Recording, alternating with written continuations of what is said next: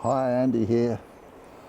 Welcome back to the channel. This is an intro to the very last 2024 virtual chat down a pub. It's Monday, and yes, what a great episode we had last night. Special thanks to the people that joined me, and that was Sue. Thank you. Lovely to meet you. Great conversation. Loved your point of view. I loved your input, and it's so nice to have a lady come on and bring a different dimension to the chat and the conversation. Also, special thanks to 1LV again. Thank you very much for coming on, and also Kemikaze. Thanks, buddy. Always enjoy you coming on. Really appreciated. And last but not least, Camel Finance. The conversation was really cool. Never know where they're going to go, but went to some really interesting, creative conversation, philosophical, covered all sorts of subjects. So yeah, what a great way to finish the year. A special thank you to everybody that supported the channel. All the subscribers, all the people that comment, all the views that we've had. We haven't been going very long, but it's definitely a lovely learning curve for myself. I'm really looking forward to 2025. So yeah, I wish you all a Merry Christmas if you're into that. Happy holidays, have a break, look after yourselves. I don't know what 2025 is going to bring to us all, but I've got a lot of faith that there's some good stuff, hopefully, whatever that good stuff means to us all. But hopefully new regimes, new people coming into power. Hopefully they're all of the right ilk, and for once we can actually see some benefit coming from it all, which would be really good. Anyway, take good care. Thank you very much. See you in the new year. Sit back, enjoy. It's a long one again. Should be good. Cheers, bye. We are live. Live, old baby. Oh my God, what happened there? We have a levitating Andy. That was a bit weird. Whoa, get it sorted. Here we go. Start again. We are live.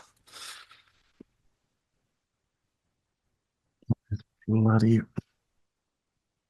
talk about be unorganized. Here we go.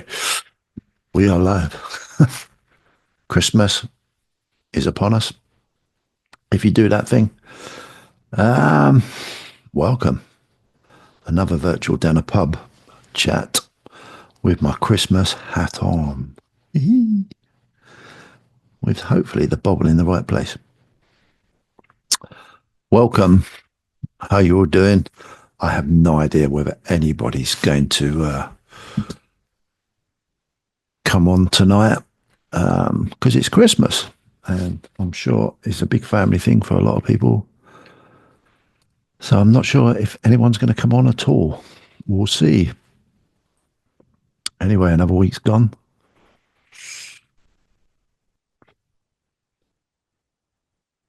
And so much has been happening. So much I'd love to talk about. We'll see if anyone comes on. I hope you're well.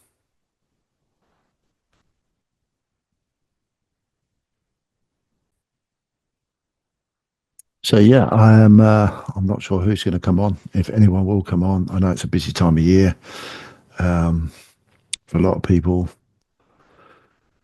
but I just want to say from a what podcast point of view, Merry Christmas to everybody. Happy holidays, as it's commonly put at different places around the world. I can't thank everyone that's been involved so far, although the channel hasn't been running for that long, for the support. I definitely want to thank the members, in which case I think we will give a shout out to the members because they need a shout out. Let's find them and say by name. Here we go. Members. Oh, okay. Very first member, CPM. Who's that? That's me. Every cloud, every cloud, dude. You've been following me forever, absolutely forever. Merry Christmas, dude. Wish you and your family very well. Kenny Woo, Merry Christmas to you, dude. Thank you for the support, which is ongoing. Mehmet Kanya. Hopefully, I haven't butchered that. Thank you for your support. You've been a member right from almost day one of the channel. Daft Precious Metals. Thank you very much. You've stuck around. We have great chats, actually, me and Daft, outside of YouTube. Jake M, thank you very much. Wish you a Merry Christmas. Happy New Year. Yeah, definitely. Yeah, it's been tough. Well, it's going to get tough and it's going to get tougher. But I have hope, very much so, for everybody. Absolutely everybody. Average Geo. Great, great chat when you come on the channel, mate. Really enjoyed that. That was brilliant. Absolutely superb. Wish you a Merry Christmas and a Happy New Year too, Kemazabi. Haven't heard from you for a while, mate. Hope everything's well. I wish you a Merry Christmas and a Happy New Year, a Happy Holidays over there in the good old USA. Cobra Stacker, my mate. Known Cobra for a while now. Happy Christmas, dude. For sure. Thank you for the continued support. Camel Finance, dude. You've helped me so much. Very Merry Christmas to you and your family. Big time. Wish you well. 1LV. Great chats recently. Pleasure to meet you, dude. Thank you for coming on. KNK, thank you for coming on. Thank you for the support. Red or black. I love that. Red or black. Very casino orientated. Red or black. One or t'other. Yeah, thank you for the support. Find the silence. Thank you for your support too. Really appreciate it. Ivan, spoke to you last week. Great chat. Looking forward to lots of chats in the future. Thank you for your support. And the newest members, Miles Beckler, thank you for joining and thank you for supporting. And it'd be great to talk to you. I've looked up your YouTube channel. Looks interesting. It's really good. Go check him out, people. And James Clark, the very newest member as well. Thank you for popping along. Love to talk to you guys in the future. This channel is for all of you. Yeah, it's amazing. Can't believe it. It was really, really super cool to have your support. I absolutely love this. The reason being, I obviously I can sit here and talk about all sorts of stuff, but I have to hold back just in case someone pops in. So this one's a really strange one. How I do these, I have to really hold back, which is really weird. But I want to record that because I want to record me waiting because it's real. This is the real thing. A lot of you guys will see edited stuff You know, it all looks absolutely pristine. All looks like it's all been flowy and whatever. But this is reality, you know, and the reality is you can only make your things available to people, and if people are ready, or if people are available, they will join in. This is going to be those learning curves and a real test of my patience. And as I said, like a zillion million times, this isn't, you know, it's a family time. People have got better things to do half the time. So that's cool. So we'll run this for a little while, and then I'm just going to go on a bit of a chat, see what happens, see if anyone pops in. I've been the people that have supported this channel, members wise, which guys, it's under £2 a month. And I know in the new year, um, that this sort of format, you'll get the chance to probably where people aren't quite as busy. They will come on, and you get to talk to people like Camel, Cobra, Kemazabi. You know, people that I know you all like to follow and listen to. So you get that opportunity if you're a member to come on and actually talk. So the members are important, but also the subscribers as well. I can't thank everybody enough that subscribed and watches. I mean, the view count for a young channel is pretty damn cool. I think, not that I know too much about it. View count is brilliant. It, yeah, it's brilliant, absolutely brilliant. Loving it. It's growing. Can't thank you enough, subscribers. Although on certain occasions, I will say, I do need you to subscribe because I do get more views and subscribers. I would love to get up to that 1,000 mark because that will change the dynamics of the channel. And I know I said I've never wanted this to be a money grab. I had loads of conversations about, oh, once you're monetized, blah.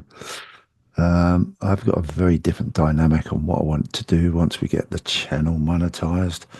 I really want to try and feed that somehow, that revenue back into the channel for the members to appreciate and and benefit from. But I can't do that until I get to that 1,000. So yeah, please like, subscribe. It's going to be a bit of a game channel, game changer for the channel. Really appreciate it. So yeah, please do. But I thank everyone for doing what they do. It's really cool. So it's like, what you like sudden death? You like, you know, how do you like? We have someone on. It's 1LV. Hello. Can you hear me? Right. Oh, yeah, I can hear you, dude. Can you hear me all right? Yeah, perfect. Oh, Brilliant. nice hat. Oh, do you like that? This is my Christmas Yeah, hat. I love it. I said I would do like a Christmassy thing. My missus picked it up for me. Fantastic. So yeah, it's a bit silly. Get the old ball out of the way. Yes, Good to man. see you. Yeah, good to see you too. Yeah, You I okay? just wanted to jump in real quick. Yeah, I'm good. I'm not sure how long I can stay this time, but I thought I might just jump in real quick for the Christmas special and wish you quiet and nice holidays. Yeah, thanks, buddy. What are you up to? Not much actually. I just opened a bottle of grappa, which is kind of dangerous. So I just have a small glass though. So I'll Dude, just take it. I have to what take makes it it easy. danger? I've never heard of it. It's really, it's this quite well-known Italian. liquor, which is kind of like a, I don't know what it compares to, maybe like a schnapps or aquavit, depends on which Ooh. country. Yeah, it's a bit stronger. Oh, yeah, I Um, should say. yeah, but I really like it. And I was looking for a whiskey, but I didn't find the one that I like. And so, yeah, plan B is still kind of a good plan, I guess. Okay, what sort of whiskey do you like? Um, well, normally I'm more on the, I like these Islay whiskeys like Lagavulin and Taliskers and these Oh, kind yeah. of brother smoky whiskeys. Mm. That I really enjoy. But today, actually, I thought just because we're pretty close to Christmas and there's this whiskey that they have. I'm actually in Italy at the moment, and the whiskeys that they have here, there's one that is called Fireball, I think. I'm not really sure if that's really a thing, but I had it once and I really liked it because it has, I think it's a little bit of like a cinnamon taste inside. Okay, So it's kind of like perfect for Christmas and winter, you know. It feels nice. like the right choice. Oh, nice. So, are you with family over Christmas or? Yeah, I decided to stay at my partner's family this Mhm. year. So yeah, it's gonna be nice, but it's gonna be probably, you know, a lot of food and a lot of family, which is always nice. Actually, I like it. It's a I great. really enjoy it. Yeah. It's fantastic, isn't it? It's a really good time of year Mm, if you're into your family yeah, and you know fortunate enough to have family and bits and bits. It's so cool. yeah, that's I true. love it. Yeah. If you have, you know, if you're lucky enough to kind of be able to afford a quiet time and just relax, that's fantastic. Mm. It's good to wind down. Yeah, it's a real break from everything, Yeah, and you just get to let your hair down and have some time with the family, and yeah, it's how it should be, really, all the yeah. time. How are you gonna celebrate? Are you gonna be at home with your family? We have a little bit more of a quieter Christmas day than what we normally have. Two of my children are quite grown up and they live away. All right. Last year they were with me. They came last year, but they've obviously got in-laws to go to, and you know it's always a hectic time of year running around. But on Christmas Day, I've got my wife's mum and dad and sister coming over, Hmm. which would be nice. So there's just six of us, with me and my wife and my youngest boy. My youngest boy's still at home, so I'm looking forward to that. I love cooking. I always do Nice. Christmas dinner. And I have a few whiskies when I'm cooking it. Yeah, That's all. it's important. It's all part of it. Yeah, I love it. I absolutely love it. And then I think on the day after Christmas, Boxing Day, we go into my wife's other sisters, where all the family getting together. So there loads of game playing, all that sort of stuff, which would Nice. be really cool.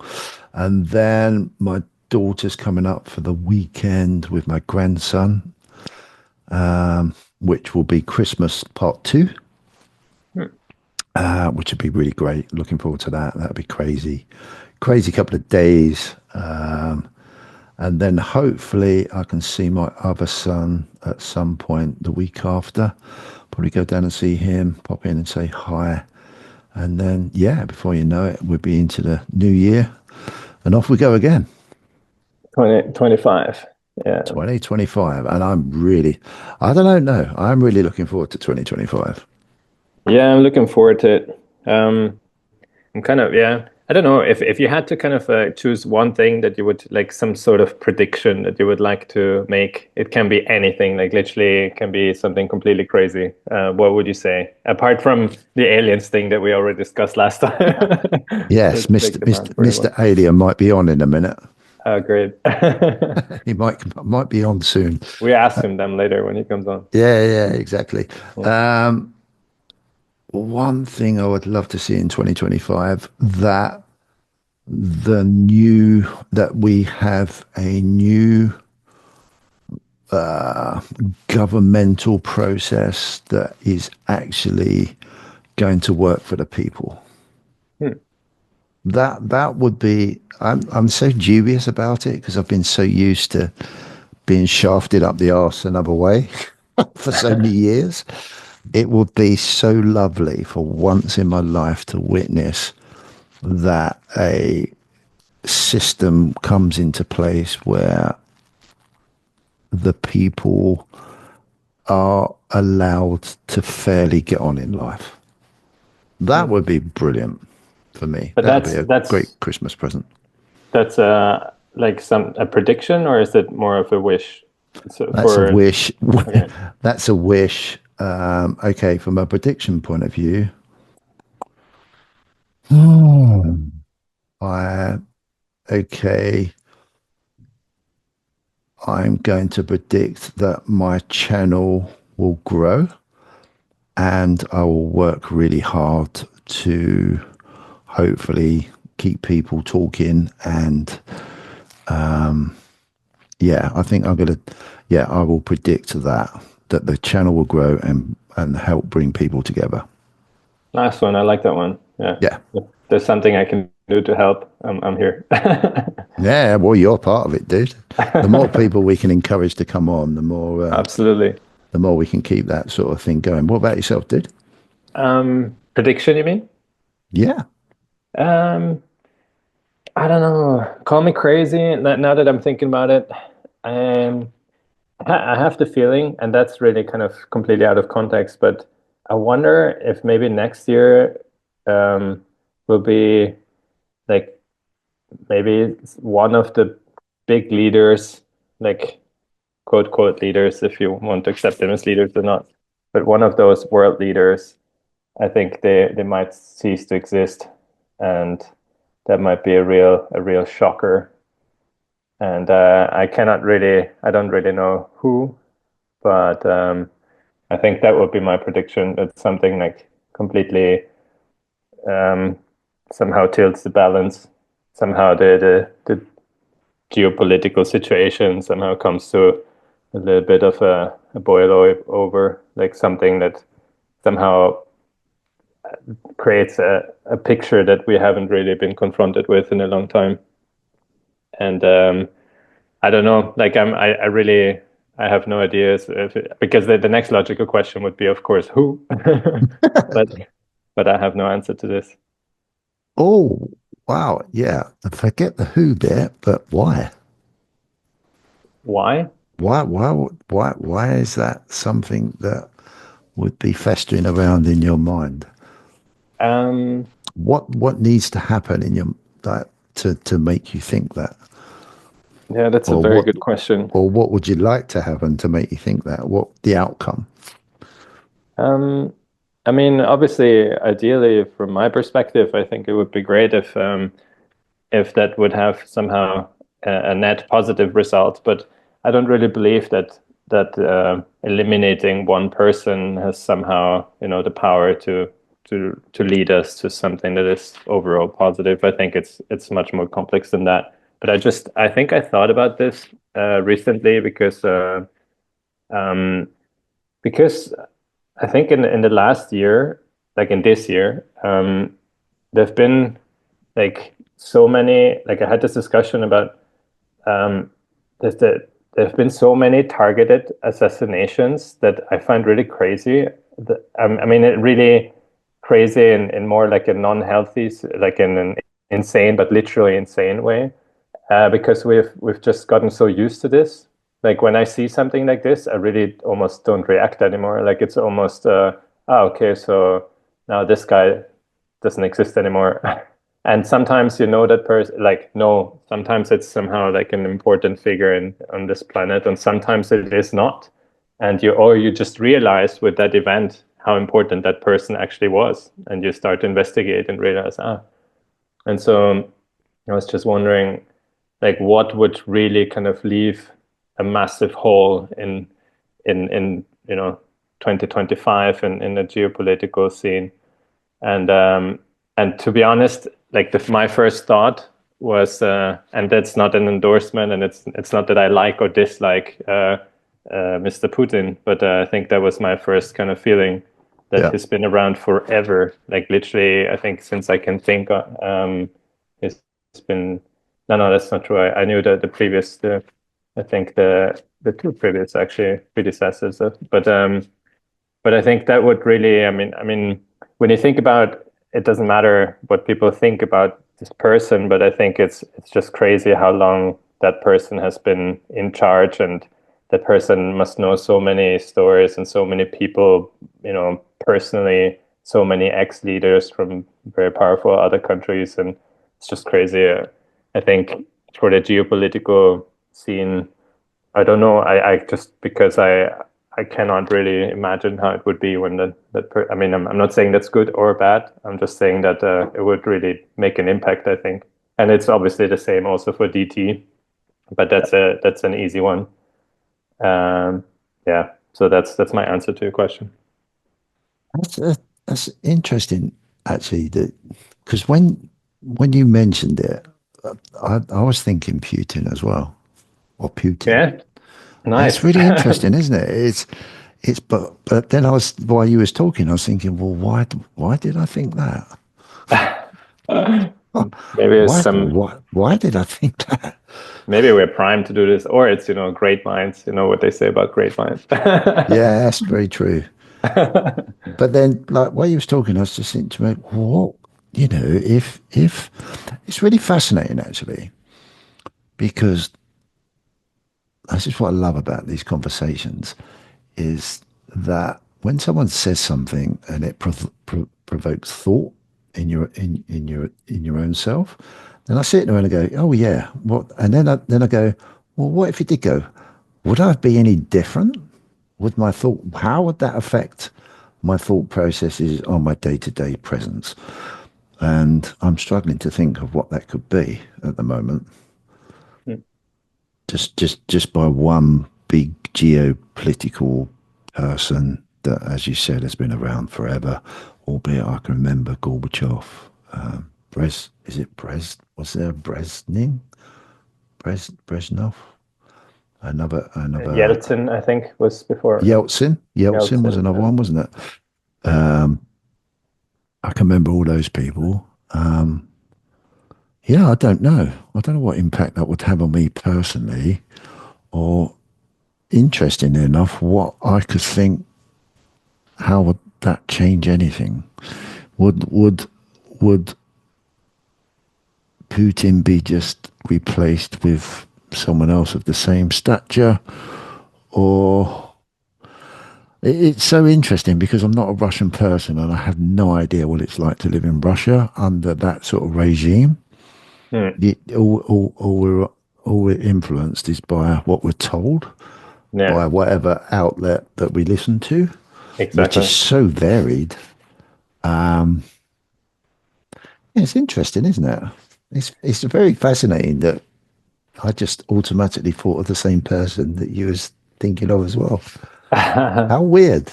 Yeah, There's, I mean, we live on the same continent, even if it's maybe, you live on the island, but we might have similar influences that somehow on the back of our mind is are working away. And I don't know, maybe you could say that people that live in similar geographic locations with similar in the sense that the UK is not really the same as, I don't know, France or Italy, but still, in comparison to if you calculate the delta to China or Russia, I think it might be closer. But yeah, I mean, what you say is like something that I find generally very very interesting, because I think everybody in life at some point comes across these discussions, like how would it be to grow up in China? Like how would you actually how would you see the world? How is it, if you are, I don't know, a highly educated professor who studies something like, I don't know, but or maybe you're just not just I'm not kind of talking about the quality of a human being in terms of their profession, but I mean, if you maybe have a bit of a more simple life, and you're selling coconuts, then maybe your perspective is different, but still, um, I don't know, these kind of things. I mean, it doesn't obviously make your life less worth, and it's kind of it's something that it's kind of like a repetitive theme, I think, at least for me. I'm always kind of eager to understand. That's why I hate to talk in absolute terms in general, because Sure. I think it's very difficult, because you can always put yourself into a different position and then realize, okay, yeah, maybe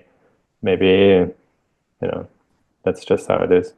Yeah, and for me, I just feel through conversations like this, if I'm honest with myself, I just end up with I'm so influenced over what I consume Mm. to then try and answer certain questions without actually experiencing what it's really like. So that just tells me how much I rely on being influenced by certain things that maybe I want to trust. It's so interesting, it Yeah. really is. And then it just takes you down a rabbit hole because then you start Yeah, thinking, how is it? How is it? Have you ever thought, like, how was it, or how is it for you, like, or from your perspective, when you look at your life, "Hmm, like, because there's another component to what you say. It's also calculating in the life experience that one has already gathered, because obviously, I think in general, maybe in simple terms, one could say the older you get, the more you have established a reality for yourself with a framework that is very difficult. Like, it's much easier to change your mental framework at the age of 19, but at the age of maybe 80, it might throw up some some massive questions. Like, you might realize maybe you think, oh, I have to accept the fact that I have lived my life in, a partial lie, or maybe accepting some things that are just not true. That must be very difficult. And so, culturally independent, obviously, that counts for everyone. But if you mix the culture aspect to this, then it gets very difficult, because at some point, I think there are psychologists that have been, there's a lot of literature about this, and so partially the reason why I think psychologists at a certain age, they don't try anymore to completely, like, rattle your cage and destruct your frame, your systems. And I think they just try to, in the worst case, they just give you some medication. And oh, what's up with undoubtedly, you? undoubtedly, Kimo Zabi has joined. Can you hear me now? I can hear you, dude. Yes, Right. absolutely. Let me Merry change my Christmas. microphone though. Merry Christmas and happy holidays. It's the Yeah, happy Christmas holidays to scream. you. Have you two spoke to each other? I can't remember. I think the Yeah, first time I joined, yeah. Yeah, hi, Kemosabe. Nice to see you again. yeah, same. What am I missing? I'm Uh, fashionably late as usual. that's that's all right. I think Camel's going to jump in a minute as well. He's gone Uh, fishing, bro. sorry? He's gone fishing. I know, I noticed that. He posted he's gone fishing, but we'll ask him about that when he jumps in, hopefully in a little while. Dude, what we're talking about, what 1LB asked me, oh, crikey, if I could predict anything for 2025, what would it be? And then we just ended up on the rabbit hole deep dive. That's I'm trying to think about what I said. What did I say? Oh, my prediction was I hope I can see my channel growing and bringing more people together. I think that was what I said. 1LV at the bottom of it, wasn't it? Yes, yes. And Yeah, I yeah, think my yeah. prediction was, I said that I think on a geopolitical landscape, some That's it. Yeah, very important person will cease to exist. And so we kind of thought about the same person. It's fun. which was interesting. So, Ken, what would your prediction? It can be absolutely anything. absolutely anything. It brings me back to the Rocky movie. I think it was part three that had Mr. T in it, Oh God, yeah. where the reporters were asking Mr. T, "What are your predictions for the fight?" Oh, And he yeah. just looks at the camera and he says, "Pain." Love it. That's actually my prediction. It's just as simple as that. It's just pain, I think. I mean, It's Okay, not only can in markets, but I think we're going to see some things that we've never seen before. Just really, really weird things. And you got the whole drone UFO thing that's starting to uh, come into play here. I yeah, think dude, Camel's what's a little what? more well versed on that than I am. I have no idea what's going on with that. Oh yeah, I think I wait, missed what? that. It's so weird. Since he mentioned it, then all of a sudden it's all over my blooming feed on my YouTube. I said to him the other day, "Have you noticed like your feed?" And he said, "What was that?" And I said, "Well, since you mentioned about UFOs, all we've got is these drones popping up all over. Is it New Jersey and all over the place? So what's going on over there, dude?" I'm not really following it. I mean, I see a little bit in my feed here and there.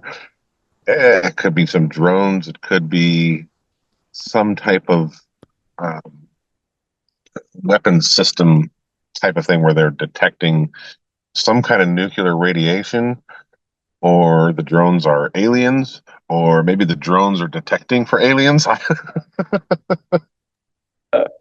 It could be absolutely anything. But I mean, nobody knows what's going on. Well, very few know what's going on for real, and the public is just going to speculate. It's the end of the world as we know it. Everybody wants to be in fear all the time. So I It's don't really know. it's so bizarre that just all of a sudden it's everywhere. It's been spoken about, and it's just like, where's this come from? Is this just another sort of, I don't know, part of the propaganda plot of whatever? It's just horrible. I hate it because I don't know what to what to believe half the time. Is it? It's really weird, really strange stuff. Really You guys strange. getting any of that drone type of things over in your neck of the woods?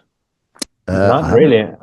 I have to admit, I have completely missed that. No. Definitely haven't noticed anything in the UK being spoken about. It's just all America. Yeah. Huh? Well, lucky us. Absolutely. It's brilliant. Absolutely brilliant. So, Kem, you mentioned pain. Go on, can you expand on what you mean by pain? Yeah, well, in markets, I think are going to have a decent correction and or sideways or confusion. Um, but I think there's something going on with the debt market, the bonds, the securities, well, the securitization of the debt, and there's just too much of it, and it's going crazy now because like we've heard about Michael Saylor with MicroStrategies. He's issuing convertible debt now just to buy Bitcoin. So it's almost like peak euphoria of debt. It's like, hey, let's just ramp up the debt as much as possible and buy speculative assets. He's not maxing out his debt to buy gold, some something tangible. He's playing in the magic internet money. Not that I'm against Bitcoin at all. I think it does great, but I think what he's doing is telling of debt getting out of hand. And if that debt blows up, it's not just MicroStrategy's debt that could blow up and cause really big problems. It could also like kind of domino effect into the rest of the financial market, and essentially he'd be blamed for the entire thing going down. Like the debt market's collapsing because this guy decided to get hundreds of billions of dollars worth of debt. They might ban Bitcoin type of thing and say, well, we can no longer have people buying this because it's destroying our economy. It's destroying the economy worldwide and our ability to issue debt. And we just can't have it anymore. You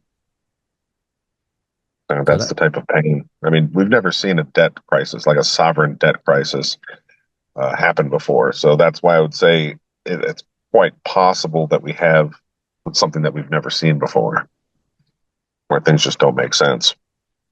and what possibly do you think that would primarily look like?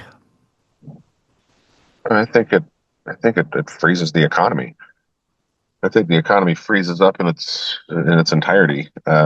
You may have supply chains freeze up entirely because they don't have operating capital, and then you have nothing in your stores, and then it could spiral out of control pretty quickly.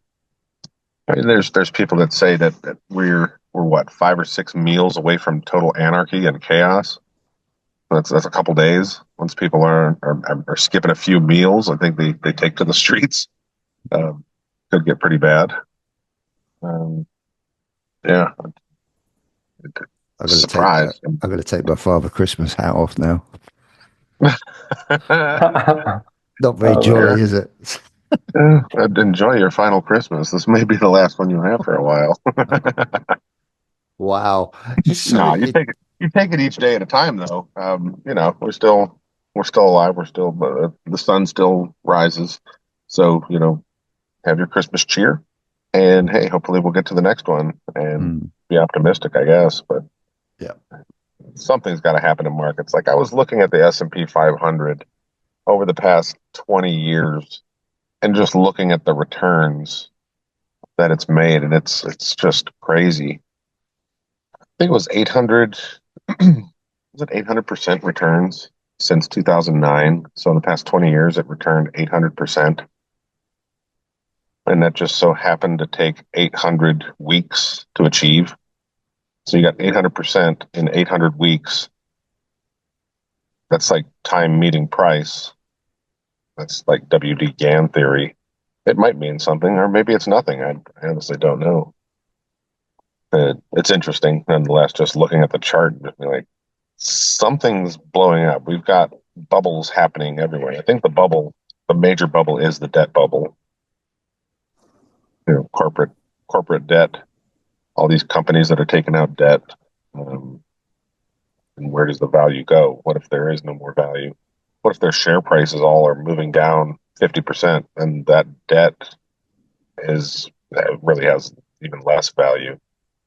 I'm just thinking out loud here. I'm just seeing it could be worse than I even think. Jeez. It's it's really interesting. What do you think, 1LV? I was just wondering, so how like what the sequence would be. So basically, would people just get first scared? Because I would rather say that people, like if there's a scare, people would try to get dollars into their hands and sell assets and maybe even buy US dollar debt, like US debt actually, like particularly, yeah. But then at some point when it's clear that if there's a real crisis and nobody wants to hold the debt, because that's basically then I don't know if everybody sells. It's just it's very difficult to see. I don't know, Kimo, do you have like a, if you had to connect the dots and make like a sequence in more granular ways, like what would you say? Let's say we have a situation in January, in the current situation, in the current context. Sorry, how would you see a sequence, something that makes sense to you? Well, the yields on those bonds are kind of moving up, and they look like they're breaking out to the upside, Mm. which would suggest that the U.S. Treasuries are getting devalued. They're selling off essentially. So if that value of the U.S. Treasuries, especially the 10-year there, 10-year U.S. government bonds, or the 20-year, they devalue to a point where anybody that's been holding them for the past 3 years is down 50 to 60% on their investment there. And who holds the majority of that? It's U.S. corporations, like domestically, it's U.S. corporations, but insurance companies and banks tend to hold a lot of these treasuries. So the banks are very insolvent. Like at the moment, if they had to sell their treasuries that they own, they're all bust. They're all way Mm. underwater. So there would be bank runs. Then they shut the banks down for a holiday because bank runs happen a lot faster in the age of the internet. It's 2 clicks of a button, and your money is drained from the account very quickly. And yeah, it wouldn't take but a few days, and the banks would just start dropping like flies. If the banks are dropping like flies, that freezes up credit as well. That could be the way that credit would freeze up. And I think any lending institution would be extremely worried about lending money to anybody because their risk of capital not getting back to them is too high. It's like, man, we're gonna wait this out until the government steps in. Once the government steps in, then you have a devaluation of currency and likely a monetization of that debt. Then you move into what Japan did 20 years ago, and kind of a repeat of that. That's the way I would kind of see it. Hmm. Gold would inherently have to move up. Bitcoin, if it becomes a store of value, it moves up. Silver as well. Um, but then all the currencies around the world are all getting devalued more rapidly than the dollar. So the DXY should be moving up, even though it's getting devalued. And just problem after problem. And it likely comes because Trump's in office. They just want to bring it down on him. People have so much high hopes for what Trump can do to the economy. I was even talking with my brother about it, and he was like, I think as soon as Trump takes office, I think the economy is just going to be nothing but up. We're going to be great. And I'm like, I think it's the exact opposite. I think everybody thinks that, and that's why it's not going to happen. Yeah, it's kind of tough as well because he's not a very humble person. He's probably he basically just the first thing he said is like, "Oh, I'm gonna solve the problem with Russia, and then I'm gonna solve the problem in the Middle East," and as Yeah. if there was nothing easier. Like that's something that those are conflicts that exist forever in the Middle East. It's like, I'm going to fix everything. It's going to be the best. I am the best, which is good to be. It's great to be confident in what you do. That's awesome. Confidence Absolutely. goes a long way. But I think there are people that have more money than he has that want to see him fail. Mm. That's my thought. I mean, there's more money out there than we than we think. We think of rich people as like billionaires and stuff like that. I'm pretty sure there are multiple trillionaires throughout the world, especially really rich families, the good old boys gang, like you always say, um, trillions. They have money to burn, and they don't care. They'll let the world burn. They don't like people anyway. We're all just Yeah. their useless slaves. But if we get out of line, hey, let's cull the herd a little bit and then start from scratch. And they've Good old got us all under their thumb because we're all chasing that almighty dollar and or currencies. We're all chasing it. So that's what keeps our focus. So we're not paying attention to the fact that we're in a slave system. What I find really difficult, because I mean, I couldn't agree more. I see the world exactly in that way. But what I find really difficult to just to stay coherent, to somehow picture out for myself is sometimes I think, you know, especially in younger years, I thought, oh, if only the financial system could change, and then but then I think like the main incentive for every single country has debt, and so you sell the debt to, as you said, banks or companies in your own country or even abroad, and they hold your debt. But then basically for every single country, your incentive is as a citizen of country X, I want to hold the debt of my country or maybe of the US because that's the safest, the lowest risk. But then you create a lot of basically a game with a lot of enemies because obviously none of them have an incentive to somehow work in collaboration. And I always wondered, like in earlier times, I wondered, oh, but if that could change, if there were like something like it would kind of create, even if you wouldn't call it like this, but it would financially create like one country where basically everybody can get invested in the prosperity of the entirety.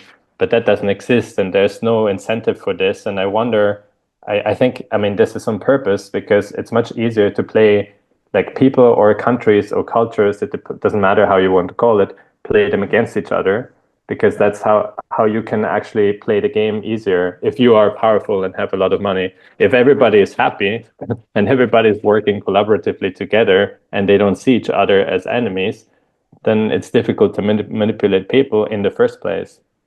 So that's the way I think somehow. Well, they do work together though. Like all of the countries, they're all in unison when it comes to very large world events. You can point to COVID-19, the entire world, every country, with the exception of I think two, maybe three. There was one African country that said, "Yeah, we're not going along with this." There may have been one in South America that had just said, "We're not going along with this," and Sweden, I think it was Sweden, that said, "Yeah, we're not part of this either." But yeah, the majority of the world, it was everybody working together to crush the virus. Uh, maybe that's a very special like use case, if you want to say, because it's Mhm. about health, and health is super emotional. But when it Yeah. comes, and I'm the first one to somehow say, yeah, maybe it could be that this is done on purpose, maybe not, who knows? But then I think from a very dry financial perspective, like literally, I'm let's say in Italy now, and you are in the US. And if you and all your family and all people you know always invested in something that would collapse and that would somehow, be terrible for you, but then maybe for me it wouldn't. So what's my incentive to somehow support you or collaborate with you and somehow help you? It's pretty much. I mean, I'm talking about me myself as a representative of maybe a country, which is strange, but but that's what I want to say. Like if there were like an underlying system, I do agree that countries work together, but I'm wondering, is it really the people of the country, or is it just few that have somehow a lot of power that can somehow do that, can set out rules, can exclude people from the financial system if they don't follow the rules? You know what I mean? Yeah, that definitely happens. Yeah, I agree. Guys, can I just jump in and just welcome? Is it Suma Fuzzy just joined in? That's right. Hi, guys. Hi. Oh, I hi. think How you doing? Hello. Good. Merry Christmas. Happy holidays. Yeah, happy holidays to you too. Thank you very much for popping along. Thank you for having me. So many familiar names that I'm used to listening to. Ah, that's really cool. Really cool. And Kem, I just, you might see me laughing because I didn't Google. I jumped on YouTube. I was just looking at Mr. T saying in that commentary, when the commentator's saying like, "What's your prediction for the fight?" He goes, "There's no prediction, just pain." So sorry, I was laughing my head off in the background. should we just throw Sue on the spot here and just say, "What's your prediction for 2025?" Yeah, so yeah. No Suma, background. yeah, Suma, thanks for popping in. Now, one LV started this off, and he's before Kem come on, he just started. He said to me, what would you like to predict for 2025? Can be absolutely anything, which I answered to hopefully make this podcast grow and bring more people together and bits and pieces like that. I think one LV tell me if actually one LV can say his prediction. Oh, I just said some major geopolitical I don't know how to call it, like manpower guy will just cease to live. Like he will just probably leave our planet. And then Ken predicted Pain. pain. And then that took us down a rabbit hole. So, That's yes, dark, Kimo. Suma, what do you want to say something, or do you want to make a prediction of? Could be I mean, anything. I'll probably think about something a little bit more thoughtful, but Okay, off the cool. cusp, I would say the confirmation of one long-standing conspiracy theory. Like the kind of like, Ooh, like media Nice. just sort of starts like accepts it. And, you see it in a news cycle, and then people sort of like are, okay, we're just gonna accept this now. Oh, I Nice. like that. yeah. Oh, I like that a lot. No, you can't mute yourself because now we want to know what would you like that one to be.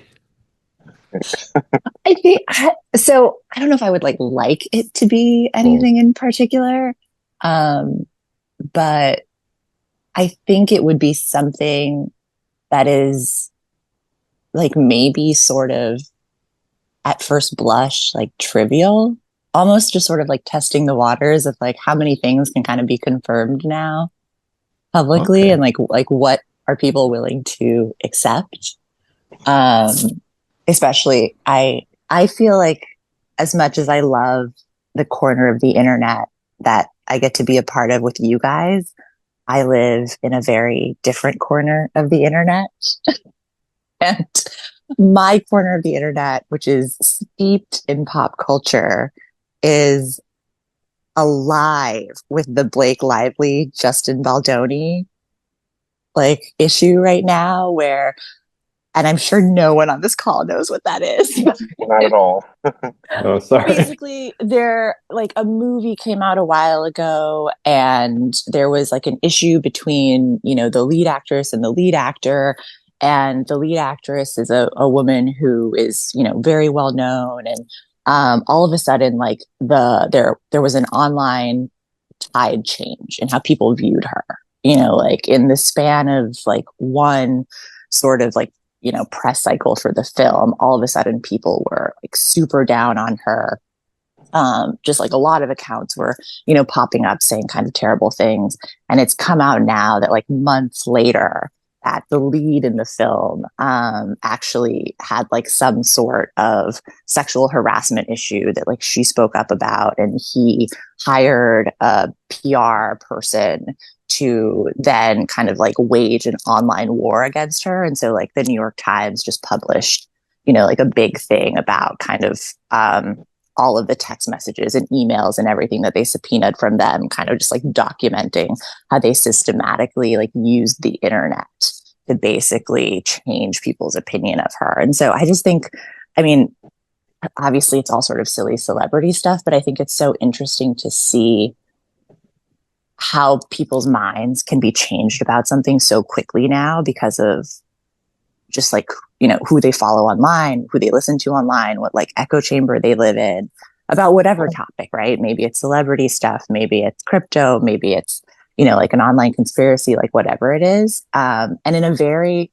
untraceable way, because it's so fragmented, you know, before, like, compared to kind of where people used to get information. And so, kind of, I guess, to go back to your question, I don't know. I think like, who knows? Maybe it'll be something totally innocuous from like years ago, like some like minor confirmation of something related to like a JFK like assassination theory, or like who knows, right? But just sort of like little things. I think next year, like a lot of other things will sort of be pushed a little bit further into the light, just to see what people are willing to accept.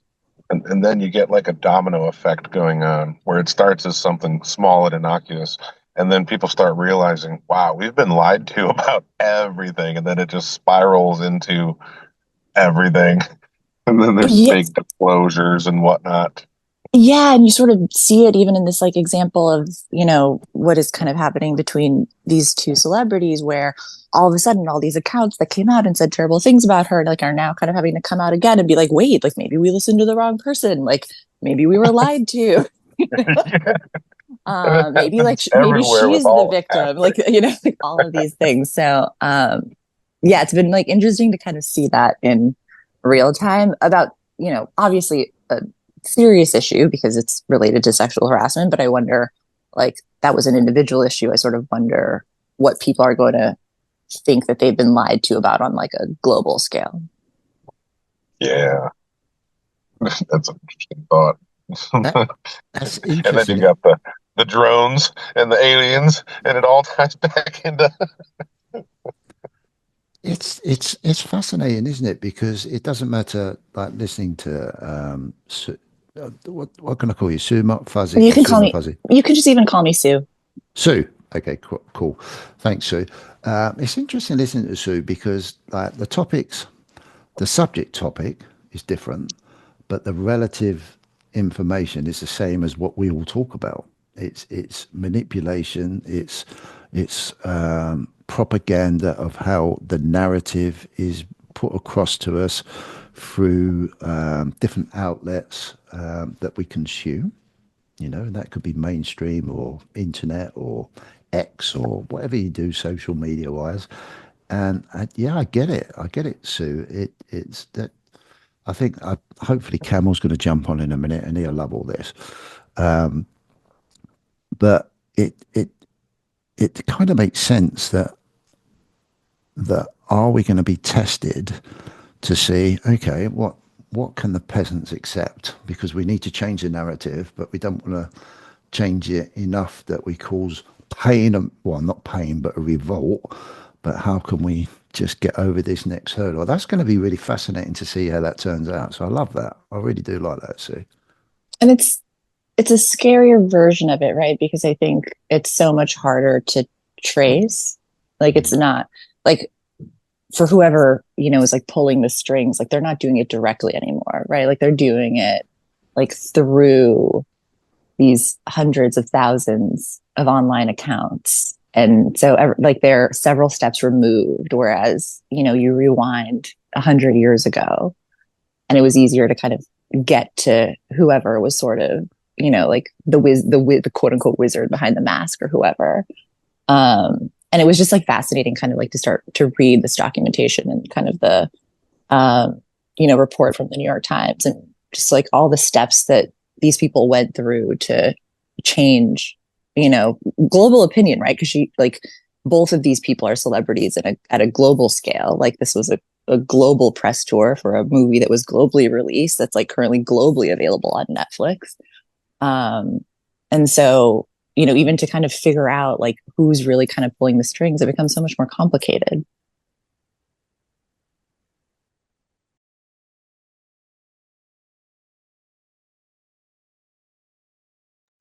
Andy, I think you're muted. Thank you very much.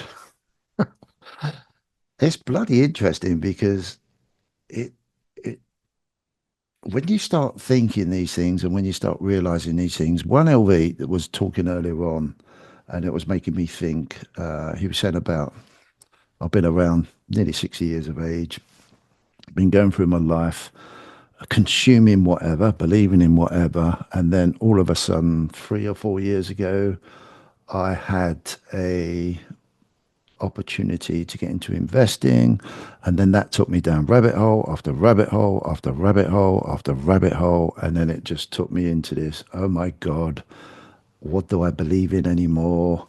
Everything that I've probably consumed and believed in through my life, is it real? Was it real? Was there a reason why? Have I just been totally shafted with information just to keep me doing what I should be doing? And then once you start to understand that, then Cam always says, once you know, you can't not unknow unless you choose to unknow it. And I'm the type of person that can't ignore knowing information.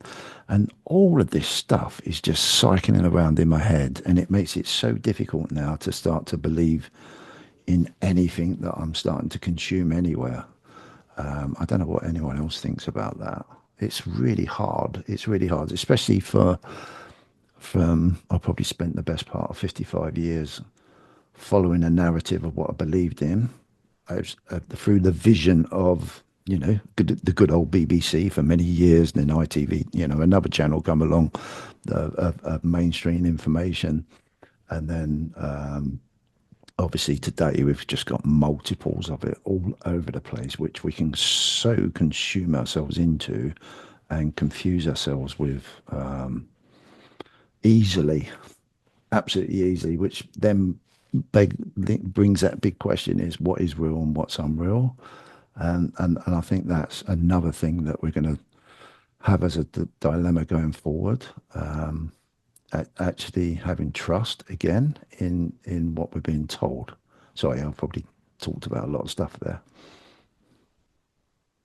It's funny that you mentioned this, actually, because I was having the same thought. I just think that, and what actually, like in more detail, what happens to me it's probably like in the last 2 years, I realized that when I read things now, my thoughts while I'm reading are already criticizing what I'm reading, and then it's very difficult because it becomes very confusing, and that's literally any source.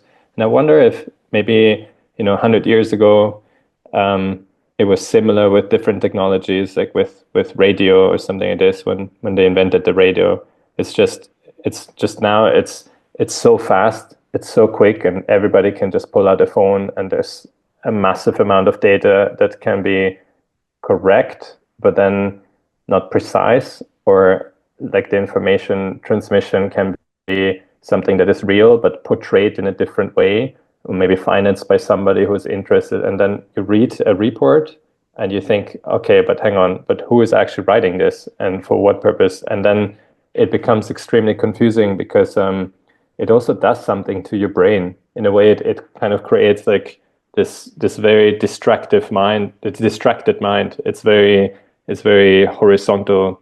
It's not something. It allows me. It doesn't allow me to focus on some levels sometimes, and I really have to be very strict to kind of just I don't know, somehow deal with it in a particular way. Yeah, but that's really all I can say. But I noticed that already for some months now. It's interesting that you mentioned radio, right? Because like there's sort of that kind of infamous like War of the Worlds hoax moment where back when, you know, people would listen to the radio for not just broadcasts, but also like stories and things like that.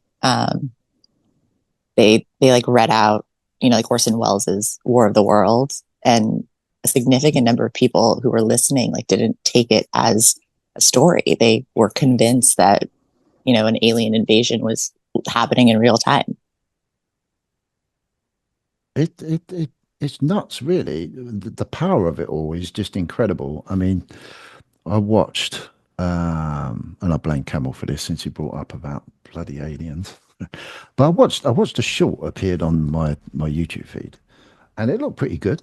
It was a guy just obviously recorded two spaceshipy type craft, which you could hear. But yeah, I'm automatically, as soon as I'm seeing it, I'm saying, well, what can I see that's fake in this? What can I see that's fake? Automatically, within 10 seconds. And then you hear it. And then I've got the back end of my mind going, I really don't want it to be fake. I want it to be real. I want it to be real. And then I've got the, like one LV saying, it's just like, but I've got another part of my brain going, well, it's got to be fake. Of course it's fake. It's mad. But there's that, saying what Sue's saying, there's that part of us all that just want to believe in something. And then you've got two, so I was looking at the shadows of the craft and the water, so it all looked pretty convincing.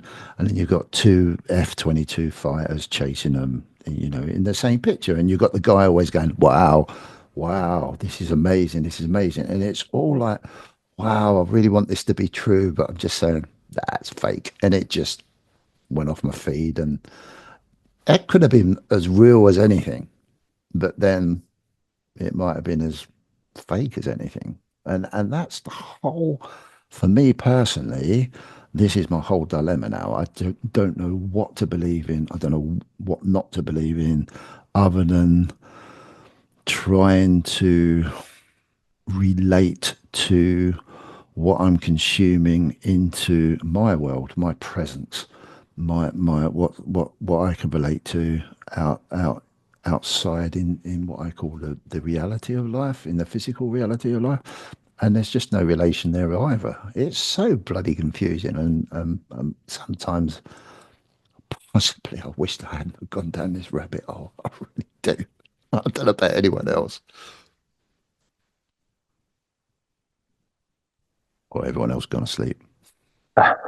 I wonder sometimes, and I really don't mean this in, I don't know if you are very religious or if you believe in Jesus or not, and I don't mean this in a bad way, in That's a cool. disrespectful way, but sometimes I just think if there were really aliens to come to this planet, like if I were this alien that finds, you know, Earth, then there's so many houses on this planet where they have, you know, this very kind of strange man hung up on the wall on the cross. And what would I think about this? I think, well, like, I would probably think like he was he was someone who obviously people really didn't like I don't know for some reason, but and all of these things are kind of perspectives that an alien would probably have. Like even they would probably want to know, why is there war? Like what happened? Maybe they want to help, maybe they don't want to help. maybe they want to do war, maybe they don't want to do war. Maybe they come back and they're actually coming back and they tell us, hey, you know what? We actually invented you. That would be hilarious. I would love to see that actually, because that would be a big change. Again, I did. Sorry, Cam, go on. I wasn't necessarily going to say anything, but the aliens coming back and saying we made you, that could be like the ultimate Antichrist type of scenario, where then you believe in that false god for whatever time frame. It's all written in the Bible at the end there, and that's kind of the way it plays out. Is there is some kind of entity that is the Antichrist that makes you believe in him, that he is the creator, that he is the all-seeing, all-knowing, and the majority of the people, even the majority of Christians, supposedly will follow, and they'll go to their demise on that. So that could definitely be something that's coming soon, as prophesized in the Bible, as part of the unveiling of a bunch of things. So maybe it's a look one way, go the other, where they're unveiling something and people are like, oh, so that's the truth, and it's actually not. And then the truth comes out a decade later and be like, no, that was actually a lie too. Oh, we're so messed up. We are so messed up. We are. I love it. We're crazy messed up. I'm convinced of it. It's, the more I listen to myself talking, sometimes I sit there and I just think, well, I'm just interpreting what I want to see as purely my deeper emotions of how I feel.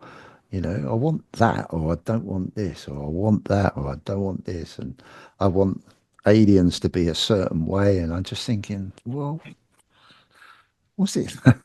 Are aliens bothered what I think, if they exist? If they even do exist?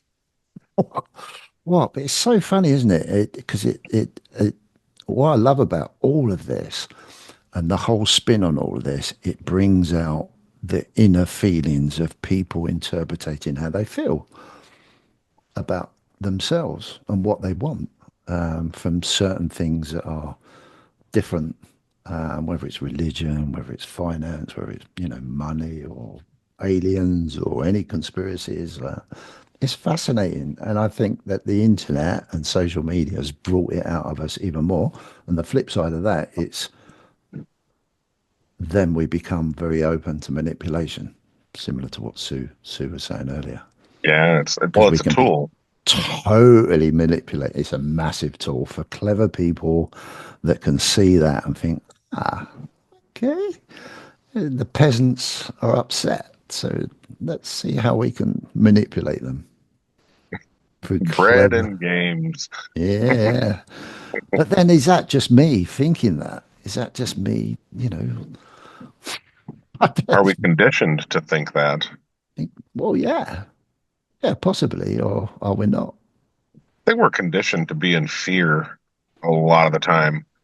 I mean, the fear is what guides a lot of people's decisions with regards to anything. You could have a fear of health.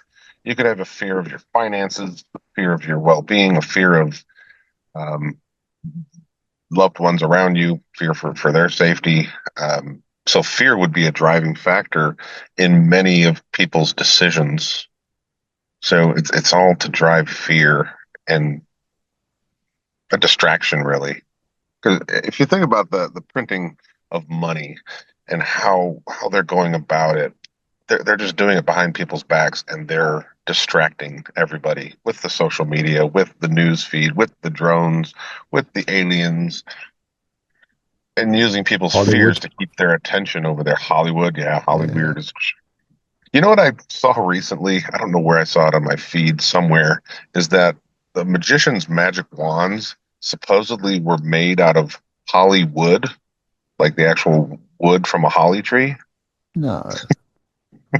That's what I read. I don't know how true it is, but that supposedly goes in with the warlocks back in the days. They would make their magic wands out of wood from a holly tree. Wow.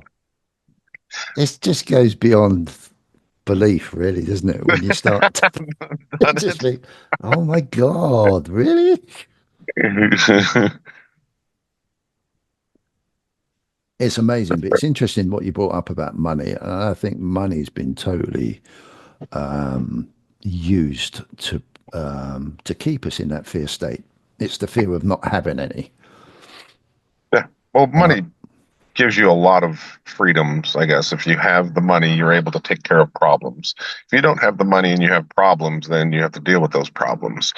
So if you don't have the money, you want to chase after that money because you know it takes care of problems. And you have a fear of not being able to get that money. And I don't know, it's all fear. yes, but it's bizarre. What do you reckon, Sue? What are your thoughts on all this money business and whatever? I mean, I do think, like, your kind of thought on fear, it's interesting because my brain, at least, is more likely to want to protect against downside. And so I will like immediately try to think like worst case scenario and kind of like work my way back from there. But that's just a habit that I've created in my brain. Right. And so I feel like, especially in the last year or two, I've been trying to actively train my brain that the possibility of upside and downside in life are probably more equal than I think, as opposed to like 99% worst case scenario is going to happen and like 1% something good is going to happen. And then I also think like time is funny because I think, at least with my brain, I've been trained that like good things take time. Good things require hard work. Good things, come at the end. But bad things happen all along the way and they happen so quickly. And it really just feels like another way that like my brain has been trained to think, that I've been trying to kind of actively untrain my brain to be like, wait, good things can also happen quickly. Good things can also happen all the time. Like, yes, I mean, don't be careless, but at the same time, like maybe reconsider how much you're weighting these downside outcomes versus the possibility of upside. Yeah, I had this conversation last night actually with my son and talking about positioning yourself, and you have people that are lucky and people that are unlucky, and they feel that they're unlucky, and some people feel that they're lucky. Most, I think, feel that they're unlucky because they want to be more lucky. Luck is definitely, in my opinion, a factor, and with the good and the bad, it's all about positioning yourself. So if you position yourself in a manner to receive the luck, then you're more likely to get some. Doesn't necessarily have to happen, but if you're not positioned for it, the opportunity passes you by. I think a lot of people, out of fear, position themselves to be unlucky because they're afraid of, what if I lose everything? Or what if this person doesn't like me? Or what do people think about me? So then they position themselves in a manner to receive the opposite of luck. That's the kind of the way I trade financial markets. It's like, I don't know where the markets are going to go, but I'll position myself to receive the luck. And then somebody says, well, you've made a great trade there. You're so lucky. And it's like, well, yeah, but I position myself in an area to receive that luck. And if I'm not lucky, then I know where to stop it out at and get out of the way so that I don't receive the unluckiness as much. So it's all about positioning yourself to receive the luck and watch for the opportunities. So if you watch for opportunities and you know there's an opportunity, like a job opportunity that just happens to come your way, that's a great opportunity. You have to have your eyes open to seeing such things. And then the good things come your way. And you're like, I don't know why. It must be the grace of God. And it's like, well, yeah, God gave you the strength to open your eyes to see the opportunities coming your way. And if you're kind of always demoralized and kind of in a depression, you're in chasing the money and fear and all that, and then your eyes are not open to receive that luck. Your eyes are kind of shut to it. Then you don't see the opportunities. I Maybe think some that's of what it it's is, all about. I think you're right in the sense that like some of it is attitude. But then when I think about you kind of having the conversation with your son, like so much of that is also reps, right? And then like the experience that comes with being able to recognize certain situations, whether it's like trading or outside of it, and then being able to make decisions based on like the previous experience and like the repetition and like the pattern recognition that like you have to then better position yourself for that luck. So I think it's like a combination of both. Like you have to have that attitude, but you know, some of it also just comes with time and experience.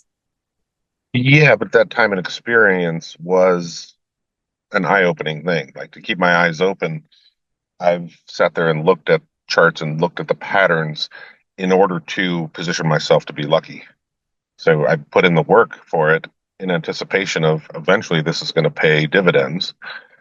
And then you find the pattern recognition, and that's positioning yourself to receive the luck for that opportunity.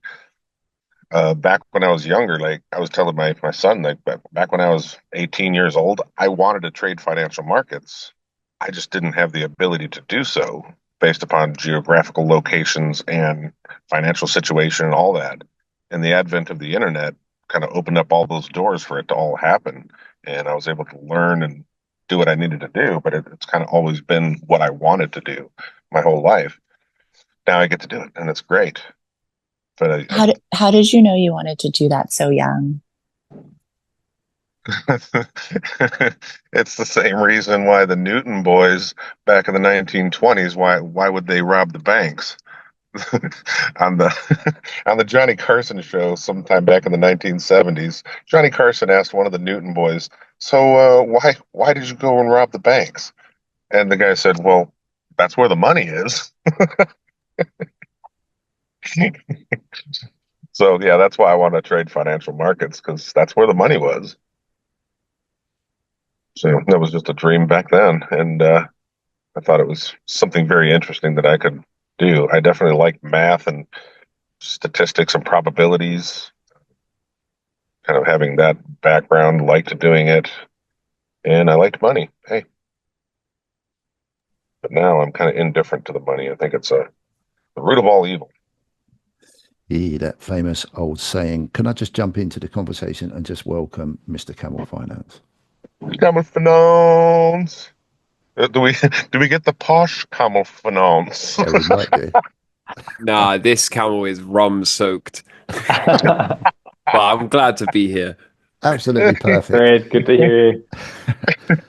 Dude, this all started off, this whole concept of conversation with 1LV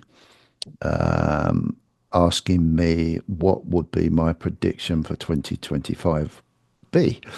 And we're going to ask you the same, but I'll just go through, and it can be absolutely anything. And I did my normal load of crap talking, and then I finally come up with a prediction. And mine was, personally, I'd like to see this channel grow and grow into a channel to bring more and more people together to have proper conversation. And I'll let 1LV say what his prediction was for 2025. Well, maybe now it's the grappa talking, but I think I basically just said that I think Putin is going to die, which is a bit dark, but we say it's way out there. Okay, and then Kem joined in. And his prediction is pain from Mr. T from the Rocky movie, Rocky Film Part 3. was pain, and then Sue jumped in. I said the confirmation of at least one significant conspiracy theory. Which I thought Camel would love. So, Camel, we've got the same question for you. Ah, man. Rum-soaked camel. Go on, mate. And it can't be, well, it can be Bro, aliens, I suppose. yeah, I agree with Sue and Chemo for sure.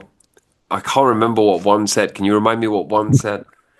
Well, actually, I said that a very important person on the geopolitical scene will cease to exist. That's actually what I said at the beginning.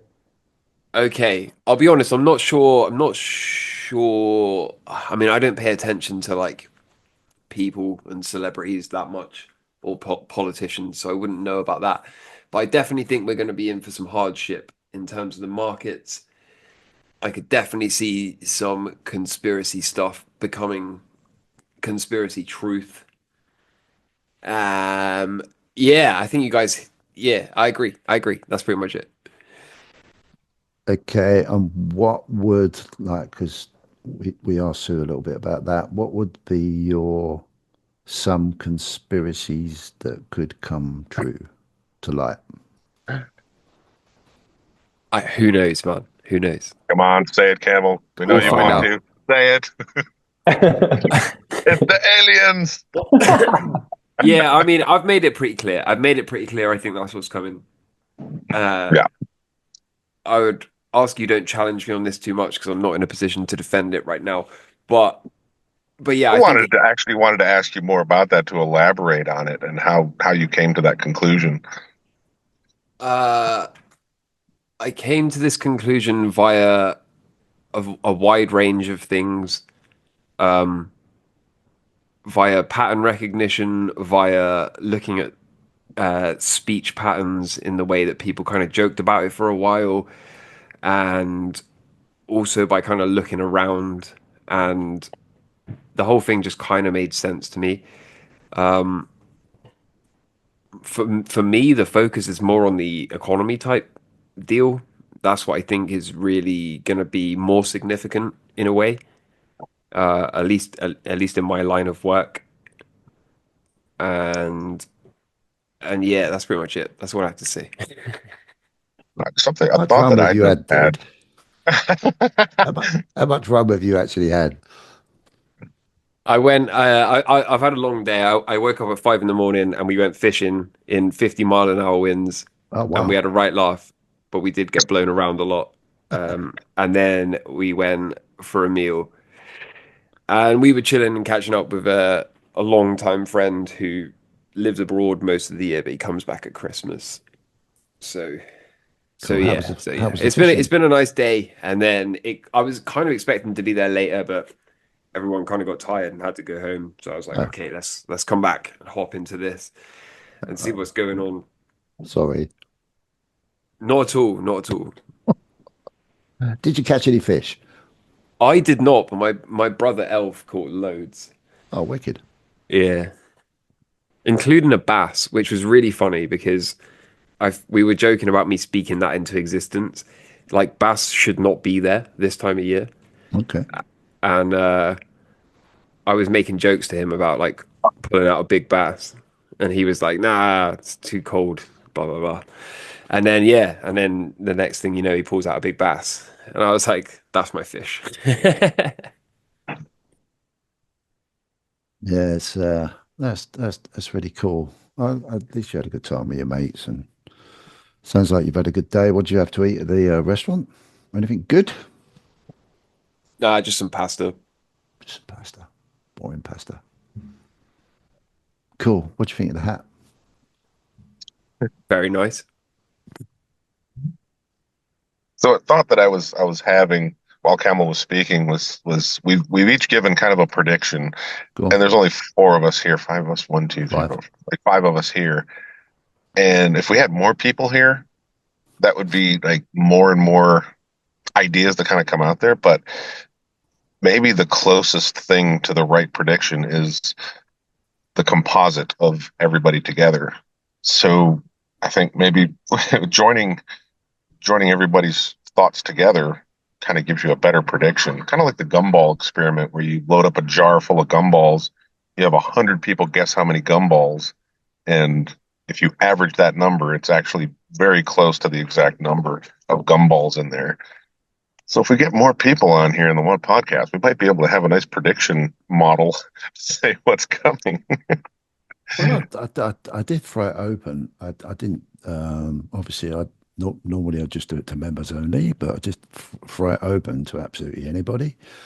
So I didn't. I thought to myself, my God, we could end up with loads of people on there. It could be absolute chaos. But fortunate enough, it isn't chaos, which is really cool.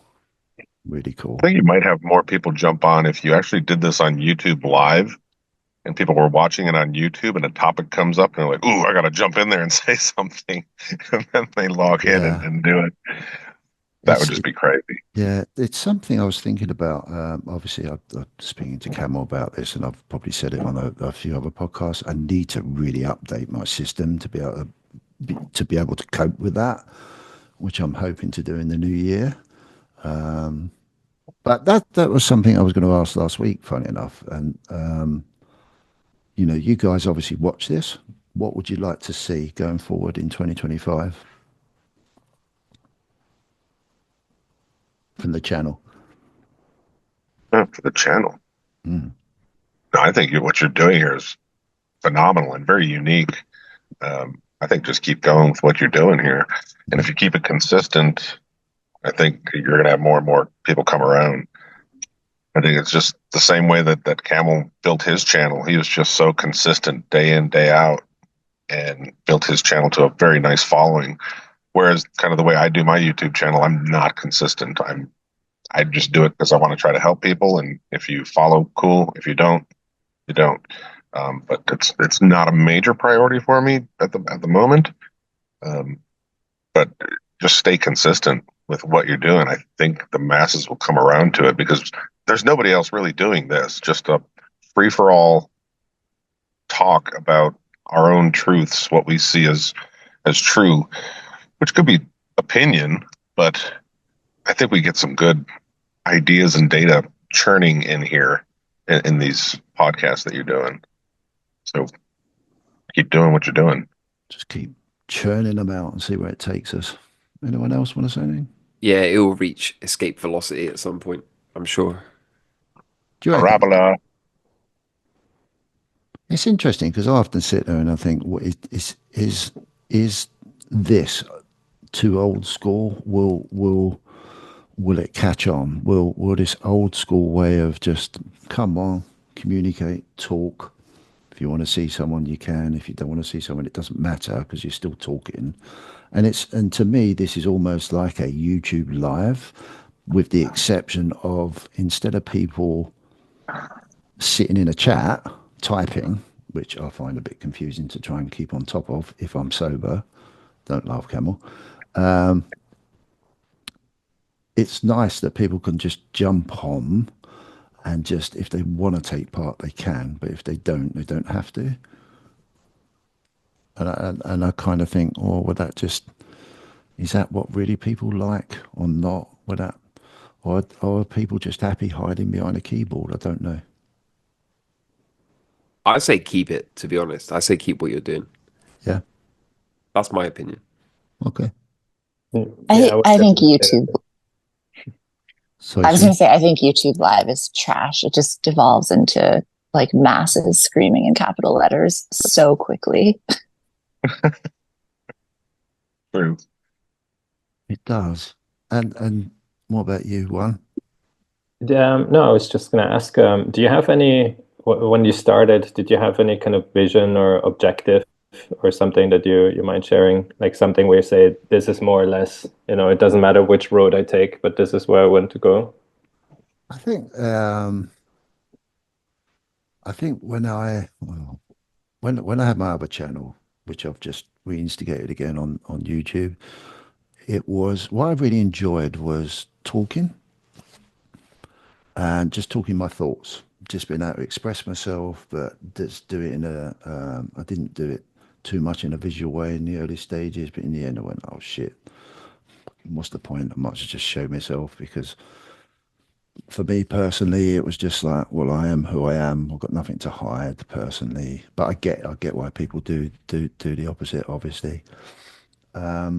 And I just really enjoyed it, and people seem to like that interaction. But then I tried the live thing, and then I tried doing some recordings with Camel in the early stages, and I really enjoyed it. Just used to talk about gold, silver, Bitcoin, finance stuff that I was interested in and stuff I was learning about, and it was really great to have, Camel's perspective on it. Really enjoyed that, and then I just, at some point, I just thought I'd rather be doing that, and the feedback I was getting was people were enjoying the visual observation of people talking, and that's always sat inside of me, being a bit of an old guy. I've always been used to talking, having conversation, and I've always personally struggled with the keeping up with conversation on text, because text to me can be taken in any type of context. Sometimes you can miss what people are saying, because you can't hear it and you can't hear the emotion behind it. So I just thought to myself, sod it, no, I need to do a podcast. And I had no expectation, like with my other channel. I thought, oh my God, I wonder if how this would go. I mean, Camel supported it all the way through. Cobra was hopefully he's going to get more involved in the new year again. He helped out with giving some context on the podcast, and it's just grown from there. And slowly, obviously, you guys are on it. I mean, I've never met. I've never spoken to Ken before. Obviously, I've never spoken to Camel before, but I've known Camel for a while. Never spoke to Ken before. I never spoken to you, 1LV, and now we've got the first, other than my daughter that come on a couple of weeks ago. It's so nice, Sue. I'm gonna say thank you very much. We've actually got a female on, which is brilliant, and I've never spoken to Sue before in all my life. Maybe I might have interacted on comments or something, but it there's no substitute for actually just visually trying to, I mean, obviously I don't see it, but you can hear the context and vibration of people's tone through their voice, and I think that stimulates from far greater conversation. And the feedback I'm very slowly getting is it's what people like, because 9 times out of 10 we can't hide our emotions behind that voice vibration, and if we've got a visual as well, and that brings authenticity back to conversation, and that's what I'm hoping will grow with the channel. Really, that's a bit long-winded. I think it will. I think the way I look at this is like a pre-Illuminati captured Joe Rogan podcast, in the sense that we can talk about whatever we want, and he could for a while, and then he gets to a certain level, and they'll be like, sign this $100 million Spotify deal, and you're no longer allowed to mention these things. So yeah, you're pre-Illuminati capture at this stage, as far as I'm concerned. Well, and hopefully, I will never say never, but I'm hoping that with my relationship building with the captive audience that are getting in interactive with me, will, as a whole, that community will stop that capture happening in the future. I don't know whether it will. I haven't got a crystal ball, No, but it's up to you. I know it will be up to me, but Someone primarily offers you 100 million, Uncle Andy, you're going to take it? only if it's of value to the whole community that I've built. You just got to let us know that, sorry, I took the $100 million deal, I'm captured, and just let everybody know. I'll bet this is really interesting. It's an interesting thought process, because that will. I've often defended myself by saying I'm late in my age. So will I be as greedy as if I had an offer if I was 30 or 20 or 40, maybe? And I'm really hoping, we had an interesting conversation with Cobra about this, funny enough.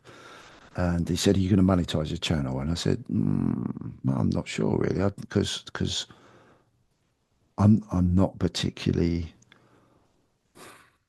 This is hard to say, but I'm not particularly motivated by money now at my time of age, like I might have been 10 years ago or 20 years ago. But it's interesting. Someone offered me 100 million, then I don't know, but I'd like to think that I could actually be honest with myself and just go, okay, if that's on the table, what's in it for all the people that have helped me build it this far? Which is why I do the members thing, you see, and which is why I'm really concentrating on that members thing, because I really would like the members to be rewarded for helping me build this space, because not Obviously, I need subscribers to get wherever, but the members are producing the content, and I don't want it to be. I don't want the content to be Uncle Andy or CPM or whatever people, the lunatic that wears a stupid hat. I don't want the channel to be built around that. I want the channel to be built around the members that want to be a part of it. So my challenge will always be is whatever is brought into that channel from the outside, I want the members to be able to benefit from it as well somehow. So that's still going to be the challenge for me personally. It really will be. Yeah, but remember, it's not just the money. They will also slander your name and accuse you of stuff you didn't do in the mainstream media Yeah. and threaten to ruin your entire reputation if you don't play ball. So it's not just like you can say, "Oh, no thanks, I don't want your money. I'm going to keep talking about what I'm doing." If you say I don't want the money, it also means you're not going to be able to go out in public anymore. That's very true. And I want to be really arrogant with the way I answer that. And I have no idea how that would be in my life.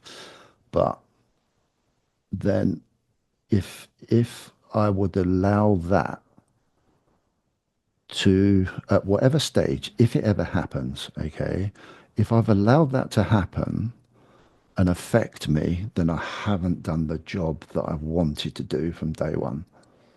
And that would be a pure test on the relationship I've built with the people that I want to build it around, that trust me. And that has to be strong as an ox, because if I've got that as strong as an ox, it doesn't matter. Excuse me, I'm going to swear a little bit here. It doesn't matter what the fuck someone wants to do to me. If I've still got that strong personal bond with the people that I really need that strong person, it doesn't matter. It really doesn't matter. And that's the way I can fight it. And I can probably find that easier to do at my age, maybe. I don't know. But then again, Camel, I could be totally wrong. I could melt and become an awful mess. I have no idea. But that's that thing I'll always keep going on about. It's the strength that you build within, and it takes faith and trust, but it also takes a lot of leadership to build that strength and bond within, hopefully, people that you can, obviously immediate family and whatever, that you can build so people can throw whatever they want at you and try and put you down.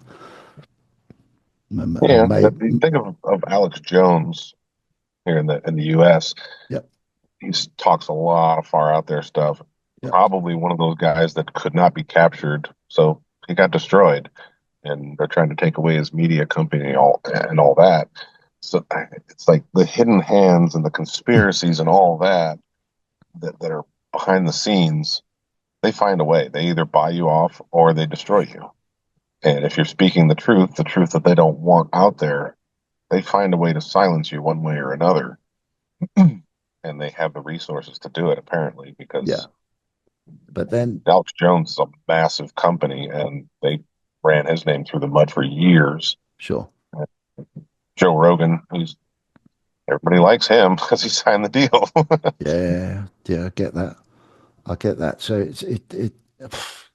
it's hypothetical. I get it. There could be that could come across. It'd be a lovely position to be in, but then I've got to really make sure that the focus of this channel isn't me. It's the people, and that's, you know, they can they can they can attack me and take my channel away, obviously, but then that's down to me and the community that I've built, to find another way. You know, that's you know, I don't know. I don't know the answer. It might not ever happen. I might be in a box next week anyway. So It'd be pretty who knows? crazy if it was like Epstein, Diddy, Uncle Andy, right? I had the same thought, but actually, I have another question, or I don't know, maybe it's more of a comment because I was wondering, um, maybe something that I would love to see is, and I find it fantastic sometimes when Kimosabe, he's from the US, and I guess Suma, Fuzzy as well, and you guys are from the UK. But it would be particularly for the things that we discuss. sometimes super interesting to, if there's any way how to get somebody in from, I don't know, from China, or somebody who has a whole different perspective. That would be fantastic, because I'm always wondering, like, so how do these people see the same issue? And it would be great to discuss this, or have these kind of opinions in the room when it comes to way out there, because there might be things that are gold, and that are just not reachable in that context, if that makes sense. Makes massive sense. I mean, this is the whole thing that I'm going to fight. It's going to be a really interesting journey, and I will rely on all of you guys to be to express your opinions, and I won't hide nothing. If I feel like, oh shit, I'm getting a bit of pressure from wherever, then I'll talk to all of you and just say, like, this is what's happening, guys. What can we do? And so it takes away that focus primarily of, oh, it's Uncle Andy along with Mr. Epstein and Diddy.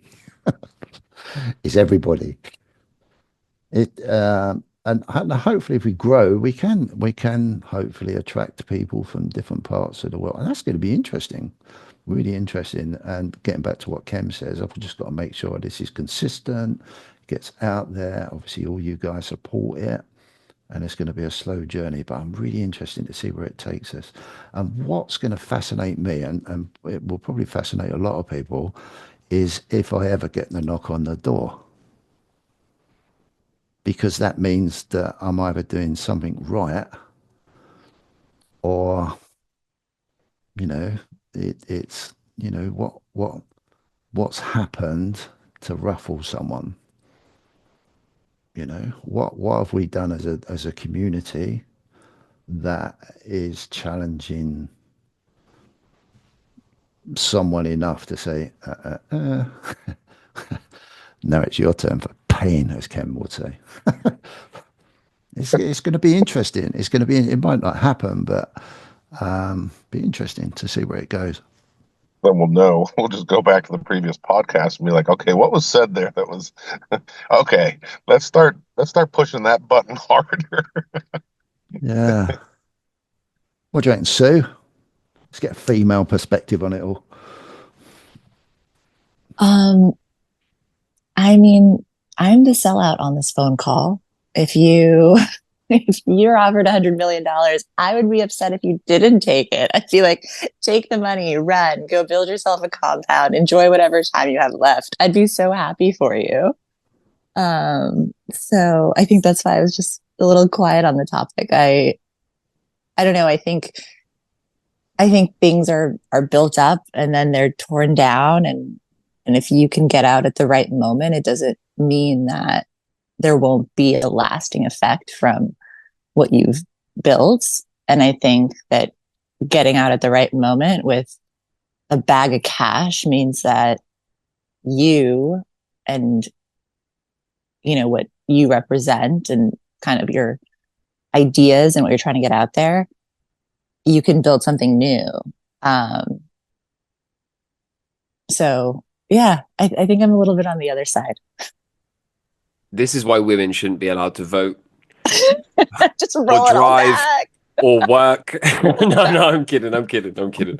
Kind of. But yeah, no. I don't think I see what you're saying. Take the money and make a better life for yourself, right? But the Make a better issue life is, for yourself, and then build something even better, right? Because now you have the experience of doing this once. That yeah, means that you can do it all again faster, better, but broader. I think, and I say this with the utmost respect, I think that somewhat misses the point, because the only reason you get the knock at the door is because you have amassed a influence and a audience that is larger than the mainstream. That's why they knock. They knock because they're like, oh, this guy with his podcast can reach more people than we can. And that becomes a real problem for them when they're like, Uncle Andy can influence more people than we can, right? So we need to make sure that we knock on the door and be like, hey, Uncle Andy, don't be talking about this, don't be talking about that, don't be talking about the other. And so it's almost like the moment you start to succeed, the moment you start to be able to reach more people than they can and influence more people than they can potentially, then that's when you become a problem. And so if you all of a sudden get to that point and then you say, okay, just give me my money, I'm going to go and buy a super yacht. and live happily ever after, then you haven't actually accomplished anything, right? The whole point of having a platform where you can talk openly and not have to fear repercussions or not have to abide by any narratives or fear speaking the truth, the whole point of that kind of is diminished if you're just going to take the paycheck and then suddenly be instructed what you can and can't talk about. I think that's how I see it anyway. Just my opinion. No, I get what you're saying. I think it's more that, like, let's say we go to like chemo's outcomes, right? Which is you can either take the money and run, or you don't take the money and you get dragged through the trash anyway. And it's like, can you try to navigate taking the money, knowing you have the influence, and try to build a 2.0 where, I mean, I'm assuming Andy doesn't have $100 million right now. He might, but can you take that $100 million and then build a new, different version, leveraging the influence you now have that can use that money to fuel an even broader influence? And maybe you can't, right? Because that money comes with strings, and all of a sudden you have a list of what you can say and what you can't say and all those things. But I do wonder if there's a way where you can have your cake and eat it too. But I think, I mean, sorry, but I guess, you take the money and that means that that you cease doing what you were doing, because otherwise, I'd rather ask the question, what happens if I just continue, basically do what Suma said? Like I take the money and then just, make the business grow and just start to create like some bigger community, apply all the experience. Then I guess the next thing won't be a knock on the door. It will be something that you really don't want to have. So that's just one part. The other aspect I actually really like is Cameron is right. Like if you basically take the money for stopping, what you actually like to do is talking about what you really think and what you really think is worth to be said, to be put out there and held up by a community that can say the word they without necessarily having to explain what is meant by they. And that's something that I think I appreciate a lot, and that's probably one of the main reasons why I'm here.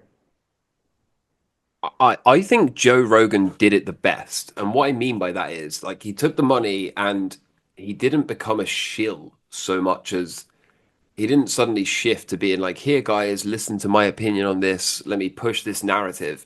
I think he was just told, don't be talking about this, this, or this. And he said, okay, fine. I'm not going to talk about that anymore. And then he just kind of moved on. So on the surface, it seems like he's just still doing him. But if you were a follower of his for a long time, you suddenly noticed a bunch of topics that he used to find interest in no longer exist in his reality.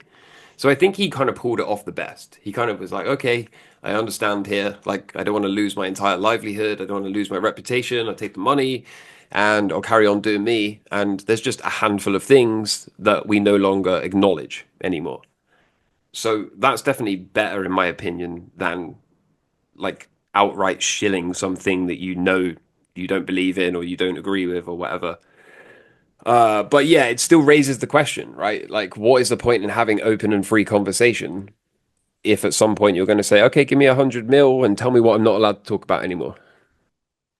I mean, I think another version of the question though is that we're all really asking is, can you have open and free conversation at scale? No. Well, okay, I can ask everyone honestly. That's a fantastic question, actually, there, Sue. Honestly, for anyone that's ever been on here up to date, have you? And it's a bit unfair because Sue's only just come on. Have you been able to be open and honest? And have you felt that you can be open and honest, or do you hold back? Whoever wants to answer that, that's fine. On here. Yeah. On here, yeah. On So here, far. definitely. But I think Sue makes an excellent point. It's like, can you have these kind of open and honest conversations at scale? And I would argue the closest thing you can get is Rumble or Twitter. But Twitter, especially of late, seems to be pushing its own counter narrative. It doesn't seem to be like you can say anything you want there. It seems to kind of have to be pro-Trump, pro-Elon, pro whatever their thing is. It doesn't seem to be totally unbiased to me. It seems very much like it is pushing the other side of whatever the other side is. It doesn't. That's at least the way I perceive it. And then at scale, I think Sue asks the perfect question: can you actually have these conversations at scale? Like if we had 10 million followers, could we be sitting here free to talk about whatever we wanted to talk about? I'm not convinced we can. Given that we only have, a fraction of a million followers, then can we sit here and say the aliens are coming and that's what I think and economic recession is coming and I'm going to smoke crack tonight before I pass out in bed? Yeah, we can say all of that and no one cares, right? But if we had 100 million followers or 10 million even, I think that might be a little bit of a problem. That's what I think. So I think that's a great question too. Well, yeah, that comes with like endorsement deals. We don't each have our separate endorsement deals and stuff like that. We go on and promoting whatever endorsements we have for Mountain Dew or things like that. But uh, back to the question of being real in here, I just let myself flow. Do I hold back? No, I don't think so. I just kind of say whatever, which could probably lead to problems in the future. But no, it's pretty open and easy to speak in this environment, I think. But yeah, let's get some endorsement deals with good old Uncle Andy. I really don't want it. I don't want it to benefit. It's really strange. It's going to be a test for me, not just like everyone else. But I really personally, I'm never going to say never because that's dumb and that's stupid. But I would be innerly tormented personally if I've ever felt that I'd sold out the true reason for why I started something. I wouldn't be able to sleep at night properly. I wouldn't be happy. So, but who knows? I don't know. Maybe I would be sitting on a yacht somewhere, but I have no idea because I haven't experienced that. But I know for myself personally, at the age of 60, that it would haunt me. It would definitely haunt me. But getting back, that's really cool that people are open and free. So, what do you guys think when we go to scale? Is that probability of influence? What sort of numbers are we talking about that it would seriously start to attract attention? Well, I had a question for the group. Like, if Uncle Andy was like, okay, we're going to pause the call here and everyone's going to rejoin with their real name, and then we're going to continue the call, would everyone still opt in? Great question.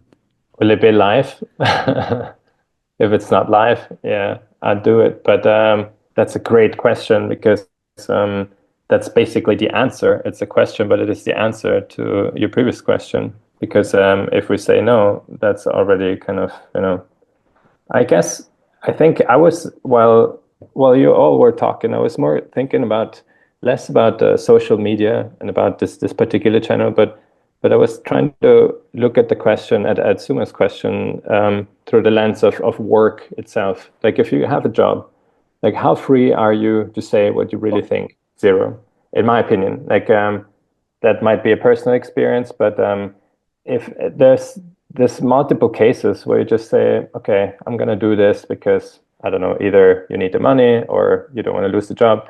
But it would be actually better if I say what I really think, because it doesn't make me in the long term if I just have to kind of put up a mask. That's not the good kind of mask. And so I think that is actually really something that bothers me much more in general when it comes to scale, because that's for many people in this world an essential part of their life, which they spend most of the time in.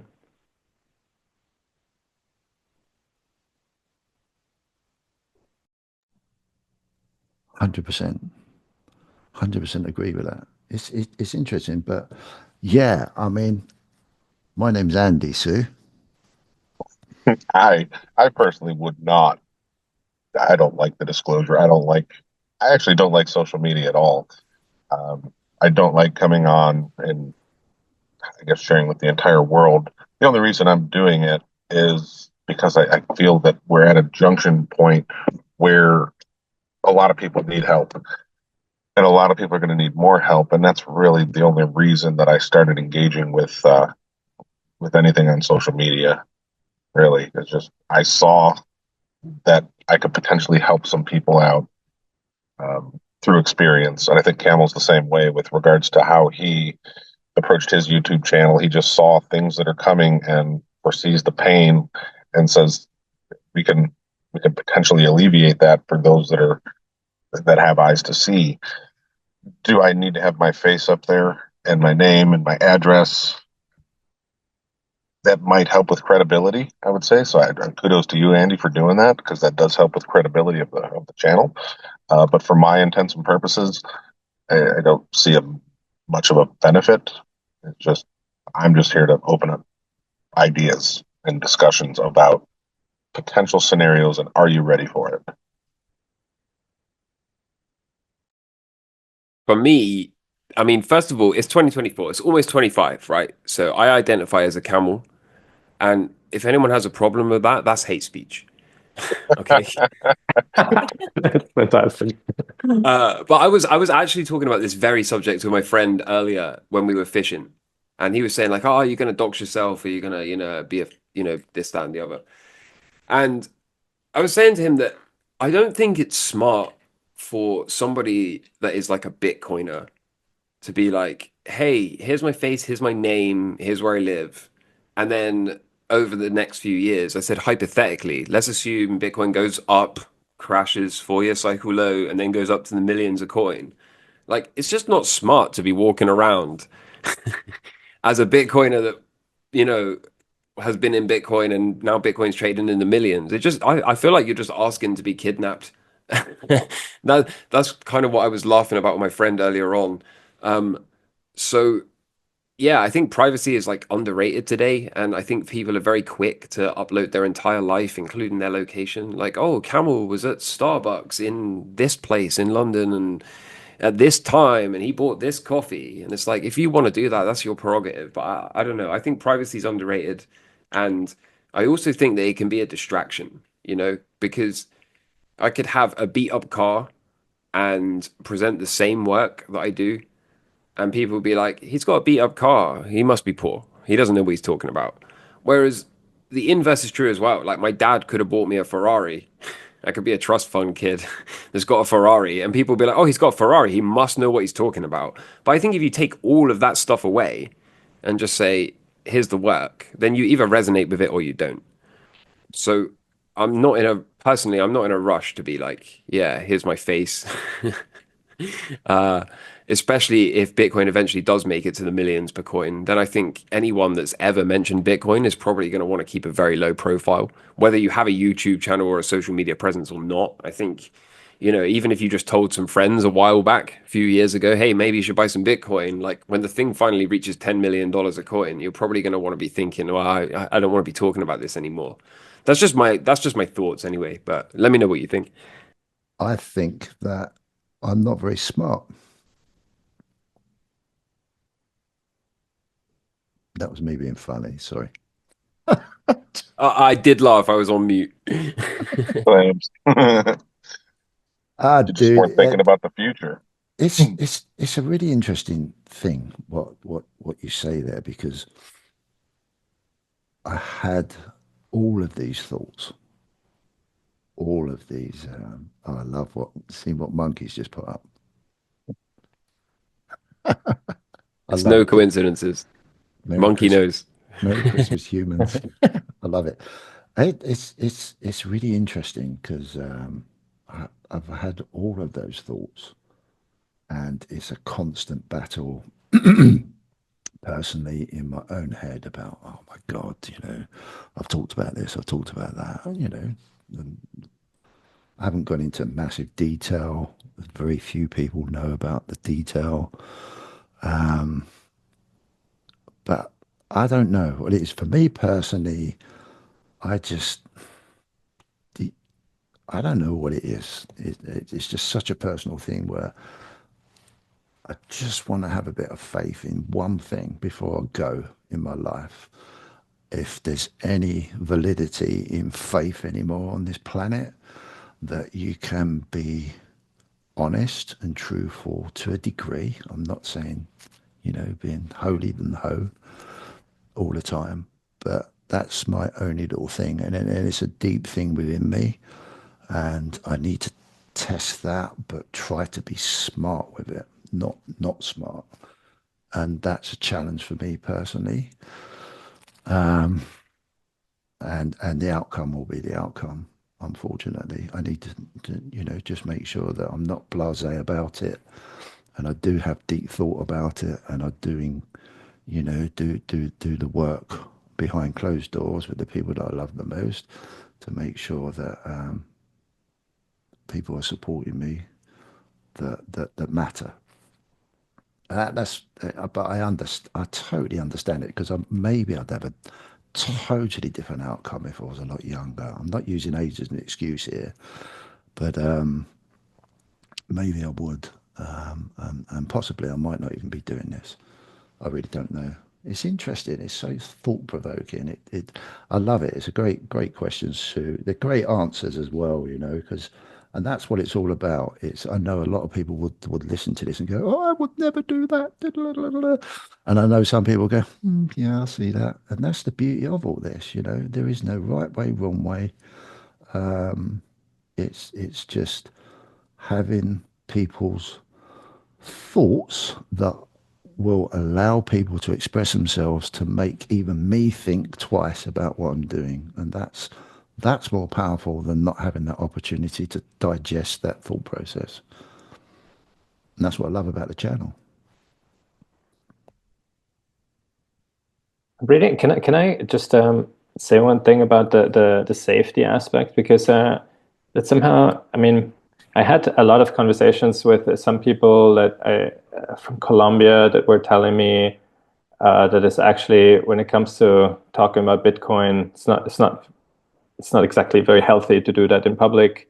And I've actually never really tried to, I don't know, go to a meetup in Ecuador or somewhere. Um, I don't know, for the people that don't know, I'm originally from Ecuador, but I think obviously here in Europe it's so much safer, even though you never know. But this is a big, like a big topic, particularly when it comes to the concept of adoption in general. Like, I wonder sometimes, people that don't live in countries where safety is, or at least a certain degree of safety to be taken for granted. I don't know if they really look at Bitcoin in the same, like, or let's say at the fact of owning your own asset and having no third party in between. Like, that is really something that I could see the value of a bank, or any entity that somehow gives you protection from just the typical, I don't know, just a very cheap attack. You buy some kind of very heavy thing, and then you hit somebody on the head with it and take whatever he has. And that is really something that I think, I don't know, for me, sometimes I just don't like to expose myself for safety reasons. To be honest, to be very honest, just think that it's not even just for me, but for the people that for my family, for the people that I love, and I'm actually quite sensitive to this. And when I see that maybe some other people are less careful with this, then I raise that as a topic. I've done it already a couple of times. There was multiple cases this year. I think two, if not three, that I saw on Twitter of people in London that were like crypto guys flexing, having $1 million+ in crypto, and then people broke into their house with knives and robbed them for it. And so it's like a very real threat, right? Like, and most people don't multi-sig cold store their crypto because they probably don't have enough crypto to warrant that.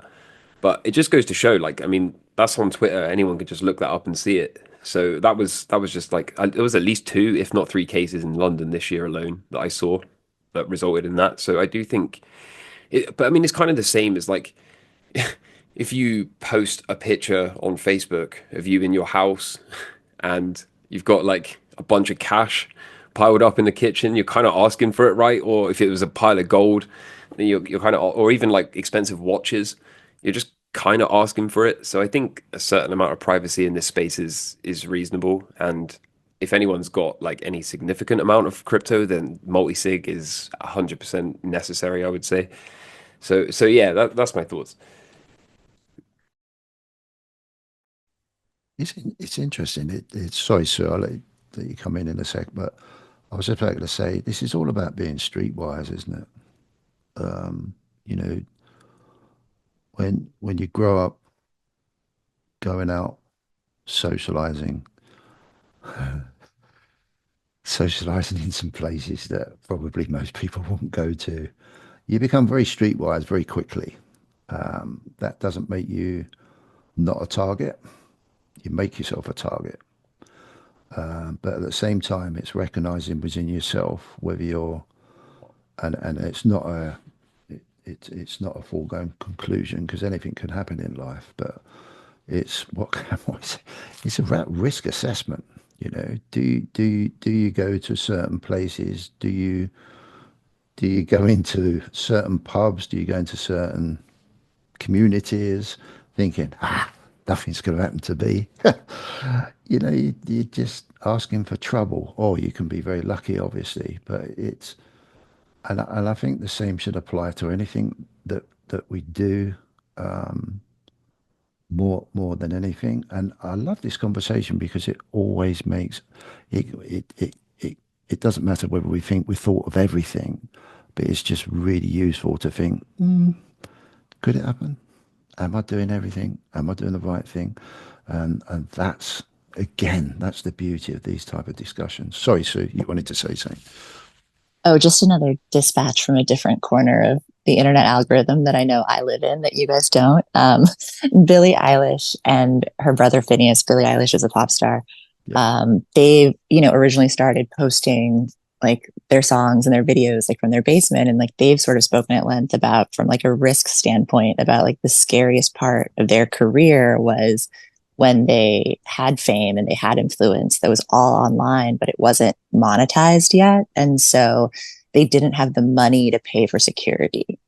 And so they would often kind of be, operating at a level of visibility that from a safety standpoint, they simply couldn't feel risk assured. And so I always think it's so funny that like whenever people are sort of like posting even like gains on a trade, I think it's so funny where it's like, what part of your ego is like pushing you to do this, even knowing kind of the risks that come with it? 100%. 100%. Like I'm not going to post P&Ls. I'm not going to post my trade account balance and whatnot. You are just making yourself a target, and that, like what one LV was saying about the Ecuador and Colombia, and I mean that's basically fear. Your fear of losing what you have makes you choose certain paths, which is anonymity online is one way to position yourself. Whereas if you are doxing yourself and you have a lot of money and everybody knows it, then you're kind of positioning yourself to receive the opposite of luck. So it's all about fear and positioning. Again, once it comes right back to that. I don't even think it's like, I mean, my family is from Latin America, and so I can very much like empathize with that feeling, but I feel that way even in the US. Like when I was first getting into Bitcoin, I knew I had a friend who was very much into it. And so, I was like, hey, could I just like grab lunch or coffee, like pick your brain? And, we did. And he was speaking at like the quietest whisper where I could like barely hear him in this coffee shop. And it was just like my first sort of mini lesson in like, oh, if we're going to speak about this stuff, like you need to kind of from day one be aware of your privacy and your risk. Yeah, it very much felt that way. Yeah, I've had people around me be like, "Well, so how many Bitcoin you got now?" And then I told my friend, I'm like, "That's something that you don't say." He's like, "Come on, man, it's me, man. What do you mean you can't tell me?" I was like, "It's just that you don't say, dude." You'll understand once you get into it. It's just a thing. I think you're quite generous. I sometimes just say, I don't know what you're talking about. I don't know anything about Bitcoin. It's just obviously a joke, but yeah, I had a similar situation with my partner actually saying, starting to talk to a friend of hers at the party, and then at some point, I don't know, it's some you have to have the sensitivity to kind of say certain things in a, just jokingly, but I think the seriousness, like the gravity of the situation needs to be clear, because it's even just, many people, they just have one and the same code for basically the computer for everything, That is also something that I think is the first level for me that upsets me almost. I think I, all of these safety aspects, those are extremely important. And if it's true, I guess, Kimo, you're right. You position yourself for, the opposite of luck, and it's just not very smart. Yeah, why take the risk? You don't really have to. I mean, if you have to, then yeah. But why offer things that aren't necessary? I've always looked at it. It's interesting when people ask, have mentioned, and I used to do this on my other channel. People used to ask, "Oh, are you rich? Are you this? Are you that?" And that. And I always used to say, "Of what value is it to anybody asking me what I've got?" And I found that a really interesting question to put through my own head. And then I just used it then when, if people would ask me certain situations about my financial whatever, which is nothing brilliant at all, I used to say, well, what value? Now, if I told you I had 100 Bitcoin, what difference does that make to you as a person? So I asked myself that question, and I thought, fundamentally, it might make me sit there and think I'm jealous of that person, but would that fundamentally make me do the research to try and find out if I could have 100 Bitcoin? So by telling them that I've got it, made me realize, not that I did, if I did tell them, made me realize that that wasn't the true value of the conversation. The true value of the conversation was educate yourself, and then you'll find out whether you can. And once you educate yourself, you'll find out what you need to do to find out what you see as value in life. And the other thing I always used to think is, like, if anyone ever, not that people overly have asked me anything about that, but if they do, then I would turn around and say, well, tell me how much money you've got. And people don't want to tell you how much. Well, what's the difference? What's the difference? What is the value of knowing whether Kem's got 1 Bitcoin, no Bitcoin, 100 Bitcoin, 1,000? What difference would that make to my life? Or if Sue turned around and said, well, I'm a billionaire in Bitcoin or billionaire, what true value? Why would I think anything? Why would I put that amount, because Sue said she's got that, as some sort of value to me? I would be more interested in having that conversation about money and value and Yeah, why do you the have it? topics Not around so much it, how much you the have, but why do journey, you own certain the things? journey. Is it a good thing? Is it a bad thing? Is it, educate me on the process of not what you've got, but how you are, what sort of emotions are there, and is it a big learning curve? Is it a big journey? It's just, tell me about the journey, not oh, how much have you got? And it seems like everyone's really obsessed with it. And the other interesting thing I always used to put across when people talk about money is there's a few certain things that I found out in my life. There's probably still a lot that I need to find out in life. And that's one, people are either going to scam you out of your money, they want to take whatever you've got, or they want to steal it. And once you realize that, then you start to protect yourself with a bit of wisdom and become a little bit more streetwise. And yeah, that's sometimes we have to go through some hard learning curves to learn that rule. But as a rule, most people are after what they can sell you, take from you, devalue of whatever. And And I think if I can try it in my journey, express that as much as I can, like I do with my kiddies, then hopefully people will look after themselves and see life in a totally different context when it comes down to money and value and whatever. I think a lot of this might be status.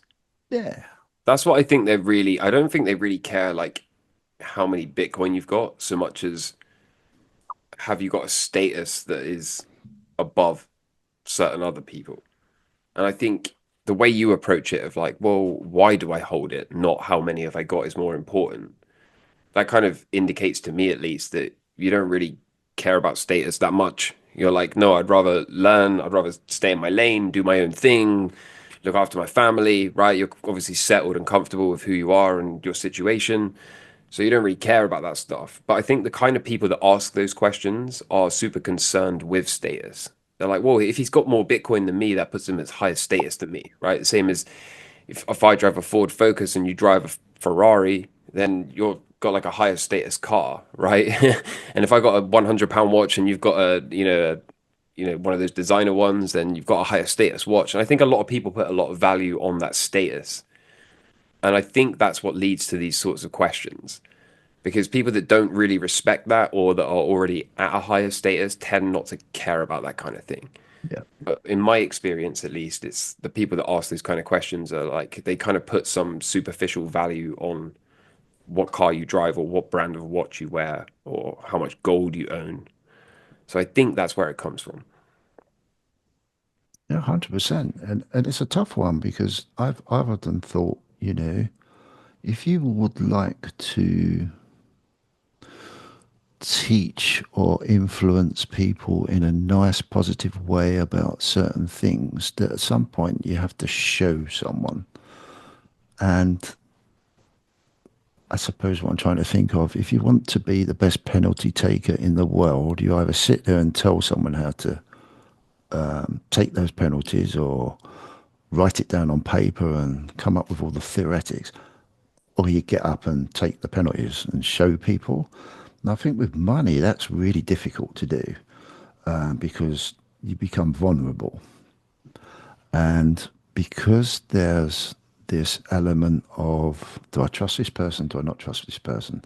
Like if my wife wanted to know how much I've got, then I've got a decision to make. Hopefully I've got a good enough relationship with my wife that I trust her. And it's a big word, T-R-U-S-T, T-R-U-S-T, T-R-U-S-T, yeah, trust. And trust and faith is a very, I think it's long forgotten half the time. So it makes it very difficult when, for argument's sake, if you're looking at people saying, oh, yes, silver's the way forward. Silver is a great way of hedging against inflation, blah, blah, blah, all the stuff that you listen to. And then you sit there and think, oh, God, yeah, I get that, I get that. And then at the back of your mind, you're thinking, oh, for credibility point of view, I'd love this person to actually show me that he's actually or she's actually doing what they're doing, but they have a tendency to not show you. So you have to trust it.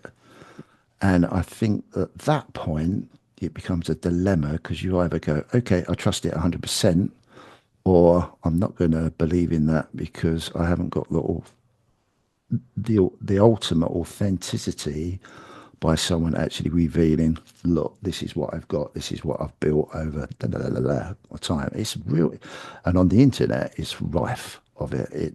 It's there's a lot of this is what I do, this is the theory behind it, da da da da da da da da da. So trust becomes very, very. Do I trust that information? I can't totally get the authenticity around it that I need, but I'm going to have to trust it. And so that becomes a dilemma because that can then be, you can be really taken for granted and you can be fooled. You can go down rabbit holes or you can go down, you get scammed. It's a real hard, tough one. It really is. It's a dilemma for a lot of people. It really is because trust is just so abused nowadays.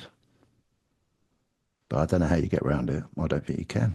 really. I don't think you can either because Uh, yeah, you know, other than being authentic as much as possible. yeah, but there's always going to be a degree of like competition for status.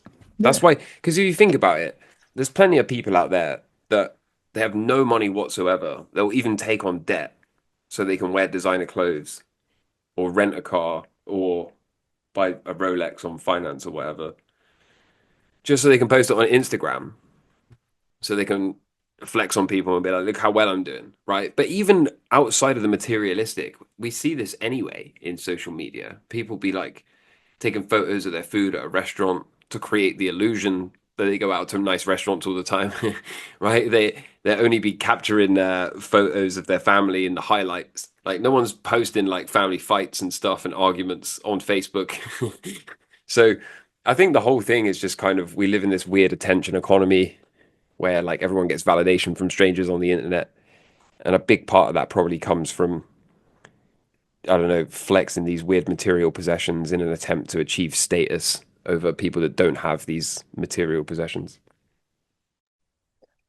I find Well, this I think, interesting. Sorry, so oh, no, go no, ahead. go ahead. Go ahead. No, no, please.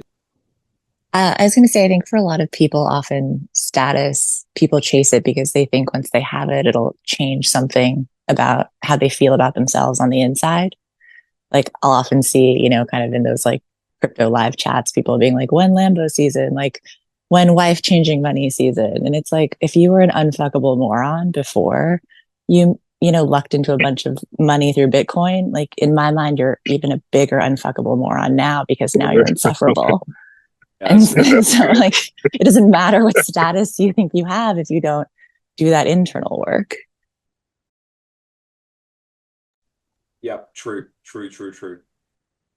Yeah, I couldn't agree more. It's actually that's the perfect statement because for what I wanted to ask you guys because I was wondering if you have developed over time like a method to somehow on social media or any kind of relationship that is digital where you cannot really like touch and see and feel the person to evaluate if this is something authentic, a person, an entity that is authentic, something that is worth your time, that is worth following because maybe I just give you in a sentence what I do, and it's really looking at trying to, and it sounds maybe a bit cheesy, but I try to really feel what the person is actually trying, much more than what he's or she is saying, just what he's kind of how this person is vibrating, how this person is the person is irradiating, and I think I'm talking about what Camel sometimes refers to as the spidey senses. Like, what is it? What activates your spidey senses? wow. Well, online, I just assume that everybody's full of crap, and it's Mhm. definitely hard to resonate with other people.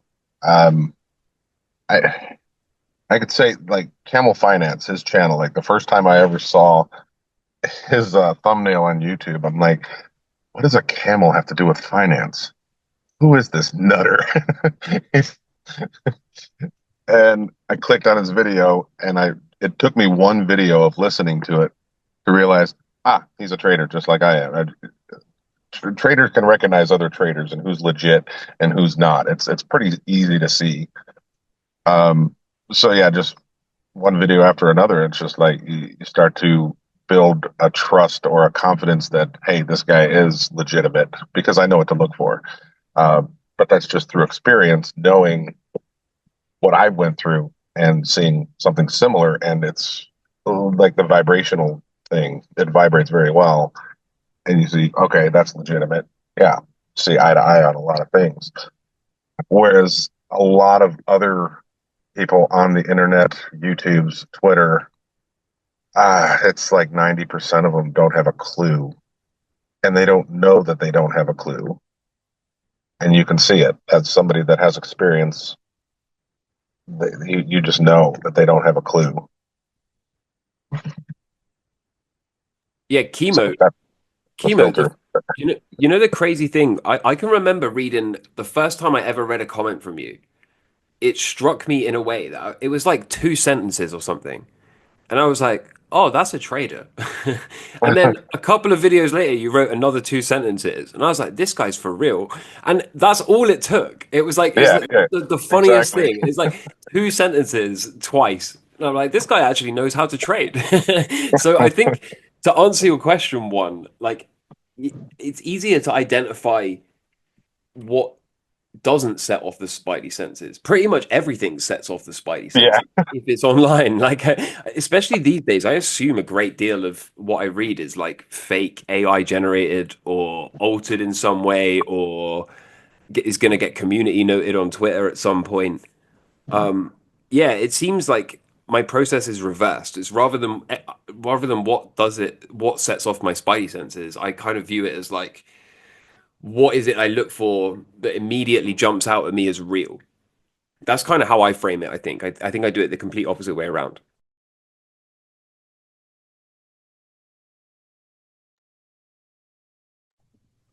Sue, what's your take on this? Because you seem like very philosophical in the way you are. Um, I do think everyone kind of hones their intuition in a different way. And I think you can have like different types of intuition, right? Which is like what Spidey sense really is. Like the feeling that I have when I'm, in a part of town I'm not necessarily familiar with, and I see a shadow and I'm like, I see someone walking towards me and I'm like, I'm going to cross the street because I'm probably going to be, not worth rolling the dice. Like I think that's very different than intuition when it comes to when I'm trying to learn about a topic that I'm unfamiliar with online.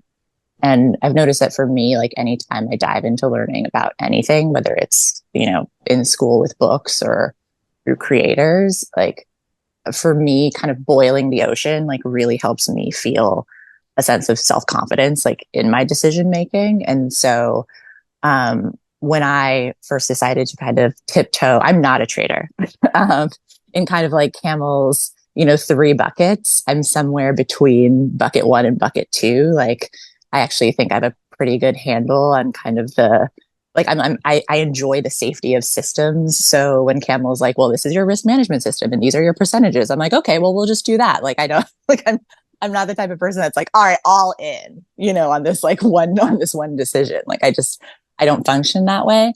But in terms of like deciding kind of who to trust online and like how I kind of like why I listen to Camel, like why I listen to Chemo's videos, I definitely boiled the ocean. I listened at the beginning of this year probably to hundreds of hours of tons of creators, and most of them it was like moron, shilling, moron, shilling, but it's like the more you do that, the more you can at least even kind of, for me as someone who's unfamiliar with even what the signs are of like a real trader versus an entertainer versus someone who's just constantly basically posting advertising, it helped me kind of hone that, to figure out like, okay, this is sort of a good, and it's like I kind of like took that list that the algorithm was feeding me and boiled it down to 3 to 4 different points of view, because I think in my mind also you can't have too many points of view because like too many cooks in the kitchen, it doesn't really work. And based on that was sort of like my starting point. And then I was like, okay, I feel like I at least have, some, not like coaches, but like bumper rails, like when you start bowling, like you just need to make sure that you're not constantly throwing gutter ball after gutter ball after gutter ball. And I was like, and now like the rest of the work is sort of, that's based on me, right? Like that's based on me to take the time to get my own reps in, to, learn chart patterns, to figure out kind of all the other stuff. So that way I can start forming my own opinion so that I can actually, in my mind, when I'm listening to this content, start to have a productive conversation in my own head of being like, oh, well, I don't know, like maybe I'm going to get out a little earlier. Maybe I'm going to give it an extra day. Maybe like I'm going to, tweak because it's been interesting to kind of see like everyone has their own system, but I feel like the best systems are kind of created once you sort of, at least for me personally, like once I sort of know the rules, then I feel like I know how I want to break them. But to answer your question, for me, in terms of like who to trust online, like, yes, I do think 99% of it is just AI generated crap. And then, for the rest of it, it's like I just have to kind of listen to it and kind of figure out, now that I have all of these options, which are the ones that resonate. bloody Back interesting to the answer dead that was. internet theory. Sorry, Cam, go on. Back to the dead internet theory. It's all AI generated crap online, and it's all fake. It's all bullshit. Yeah. Sorry, go on, Camel. I was going to say, like, this is making me realize that you saying the dead internet theory, it brings it all back to that drones aliens thing at the moment. And I don't know if you guys have realized this. I was talking to my friend about this earlier on because my friend's he does the programming for satellites. So I was asking him about the drones and stuff. And funny enough, he didn't actually know anything about it, but we were talking about it extensively. And the difficulty is you look online and there's like a mixture of five or six different things going on at the moment. On the one hand, you've got like UFO sightings, right? And they seem to be unidentified things. On the other hand, you've got totally fake BS, right? I don't know if you've seen this on Twitter, but it's been all over my feed. It's like, here's a UFO, and then it gets community noted. Like, this is a clip from 2018, or like Yeah, another one, and it's like, this is actually the reflection of a pint glass in a car window. um, yeah, and then in amongst that, you've got military drones that are seemingly real military drones flying around, but then that doesn't really explain the UAPs or the UFOs that are not being community noted. And then there's like a whole branch, there's a whole tree of, stuff pertaining to the military drones. Some people are saying that they are scanning for some kind of like radioactive material. Some of them are later community noted to say this isn't a real military drone, it's this kind of surveillance drone and blah blah blah. So you've got this whole sea of things going on all at the same time. And it just feeds back into that dead internet theory again, where it's like we've gotten to the point now where I can't even be bothered to look into it. Right, like I've made my views and opinions pretty clear, and I'm just kind of sitting back now. And the invalidation for this is like aliens do not show up. Like anything other than aliens come here and nobody can deny it, then I'm wrong. That's my invalidation. I don't care about UFOs. I don't care about drones. I don't care because all of it is just, there's just so much of this dead internet theory at play that I can't even be bothered to invest my time. I even notice it in other areas of YouTube. I'm like scrolling around or whatever. I see something and I'm like, oh, that's pretty cool. Now, I'll give you a really funny example of this. This is super random, but it goes to show exactly how dead the internet is, I think. I was watching this short clip and it was allegedly a zookeeper with an otter, and he says goodbye to the otter and he leaves. And apparently, the zookeeper has to go away for 3 days, right? And then it proceeds to show a whole heap of clips of an otter crying. It's like really sad, and it's framed as if it misses the zookeeper, right? And then the zookeeper comes back after 3 or 4 days, and the otter's all jumping over him, happy to see him. And you're like, oh, that's incredible. Like, I didn't know they had that kind of emotional, depth in an otter. And then scroll down in the comments, and one or two people have noticed that it's not even the same species of otter, right? That the guy leaves. It's like the otter that's crying in the clips that have been edited in is not even the same species of, you know what I mean? And as I was watching this, I was like, oh man, that's super moving and emotional. Like, what a lovely otter. And then I scroll down in the comments, and I'm like, it's not even the same flipping species, man. Like, that's how dead the internet is. So I've just gotten to the point where, yeah, the internet, the dead internet theory seems to be fully at play. And like I said, I don't trust any of it. And I think it just makes everything super hard because, if you want to have any kind of like serious conversation or do any kind of serious research, you're just bombarded with stuff from all different angles and you can't trust any of it. And I feel like that extends to all areas, like whether it's trading, if you go into trading, there's a bunch of people that claim to be traders. There's a bunch of people that are just trying to shill you stuff. There's a bunch of people that are obviously not traders. There's some that are fairly convincing, but then you follow them for a while and you realize they just post up, down, left, right every day of the week. And then they go, I told you so, when one of them works out, right? And they kind of pretend like they never said the other ones existed or whatever. And yeah, whether it's trading or UFOs or drones or something completely irrelevant, totally different. Like it's just so difficult now. Like the internet has fully become this space of just nonsense and chaos. And so yeah, it's even gotten to the point where, like I said earlier, I'm just kind of disheartened. Like I can't even be bothered to look at the drones and stuff. I'm like, I'm just waiting for them to give me the story at this point. And that's even worse because we already know we can't trust the official story, right? yeah. But it's like get to the punchline already. You're just stalling.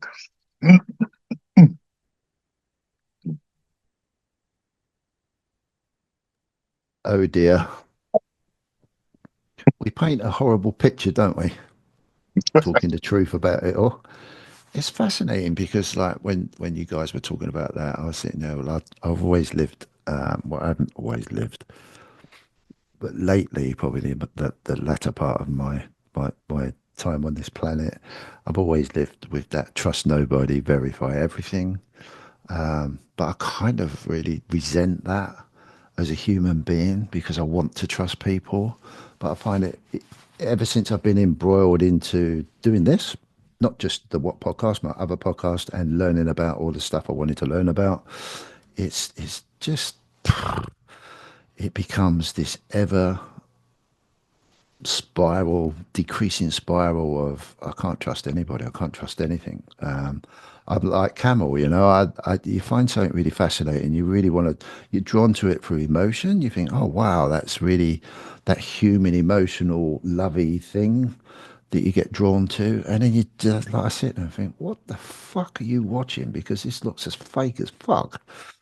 And then you just like, excuse my language, but it's what goes through my mind. And it's just that, oh my God, is there not anything that I can consume now, which in this world will actually be have the same effect as what I experience in the physical world?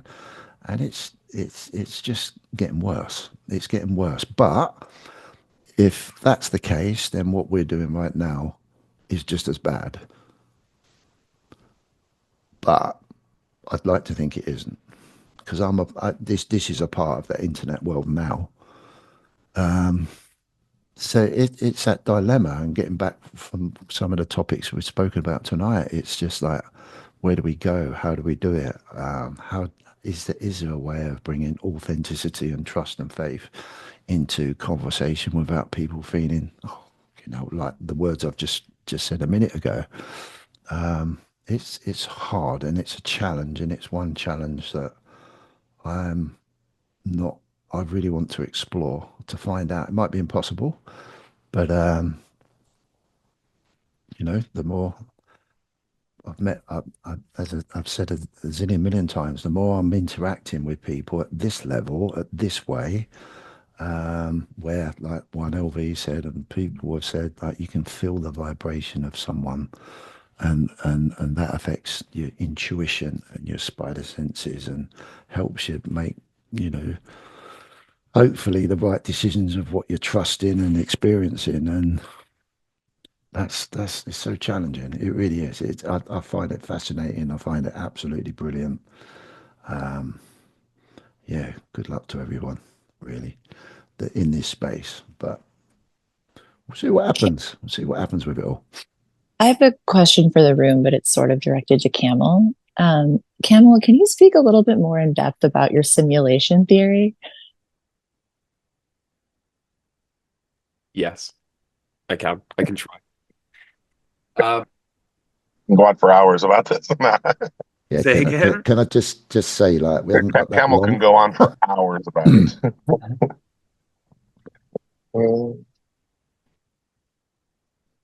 All right, let me organize my thoughts for a second. So I have arrived at the conclusion that the most likely the most likely explanation for the realm in which we reside is a simulation.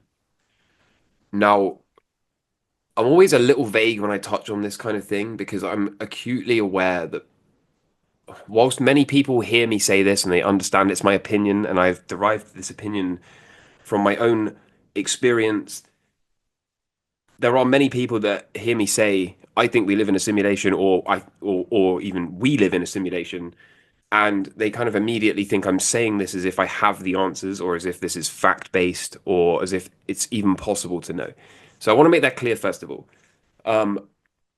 For me, this was a very, very long and extended journey, if you want to call it that, for lack of a better term.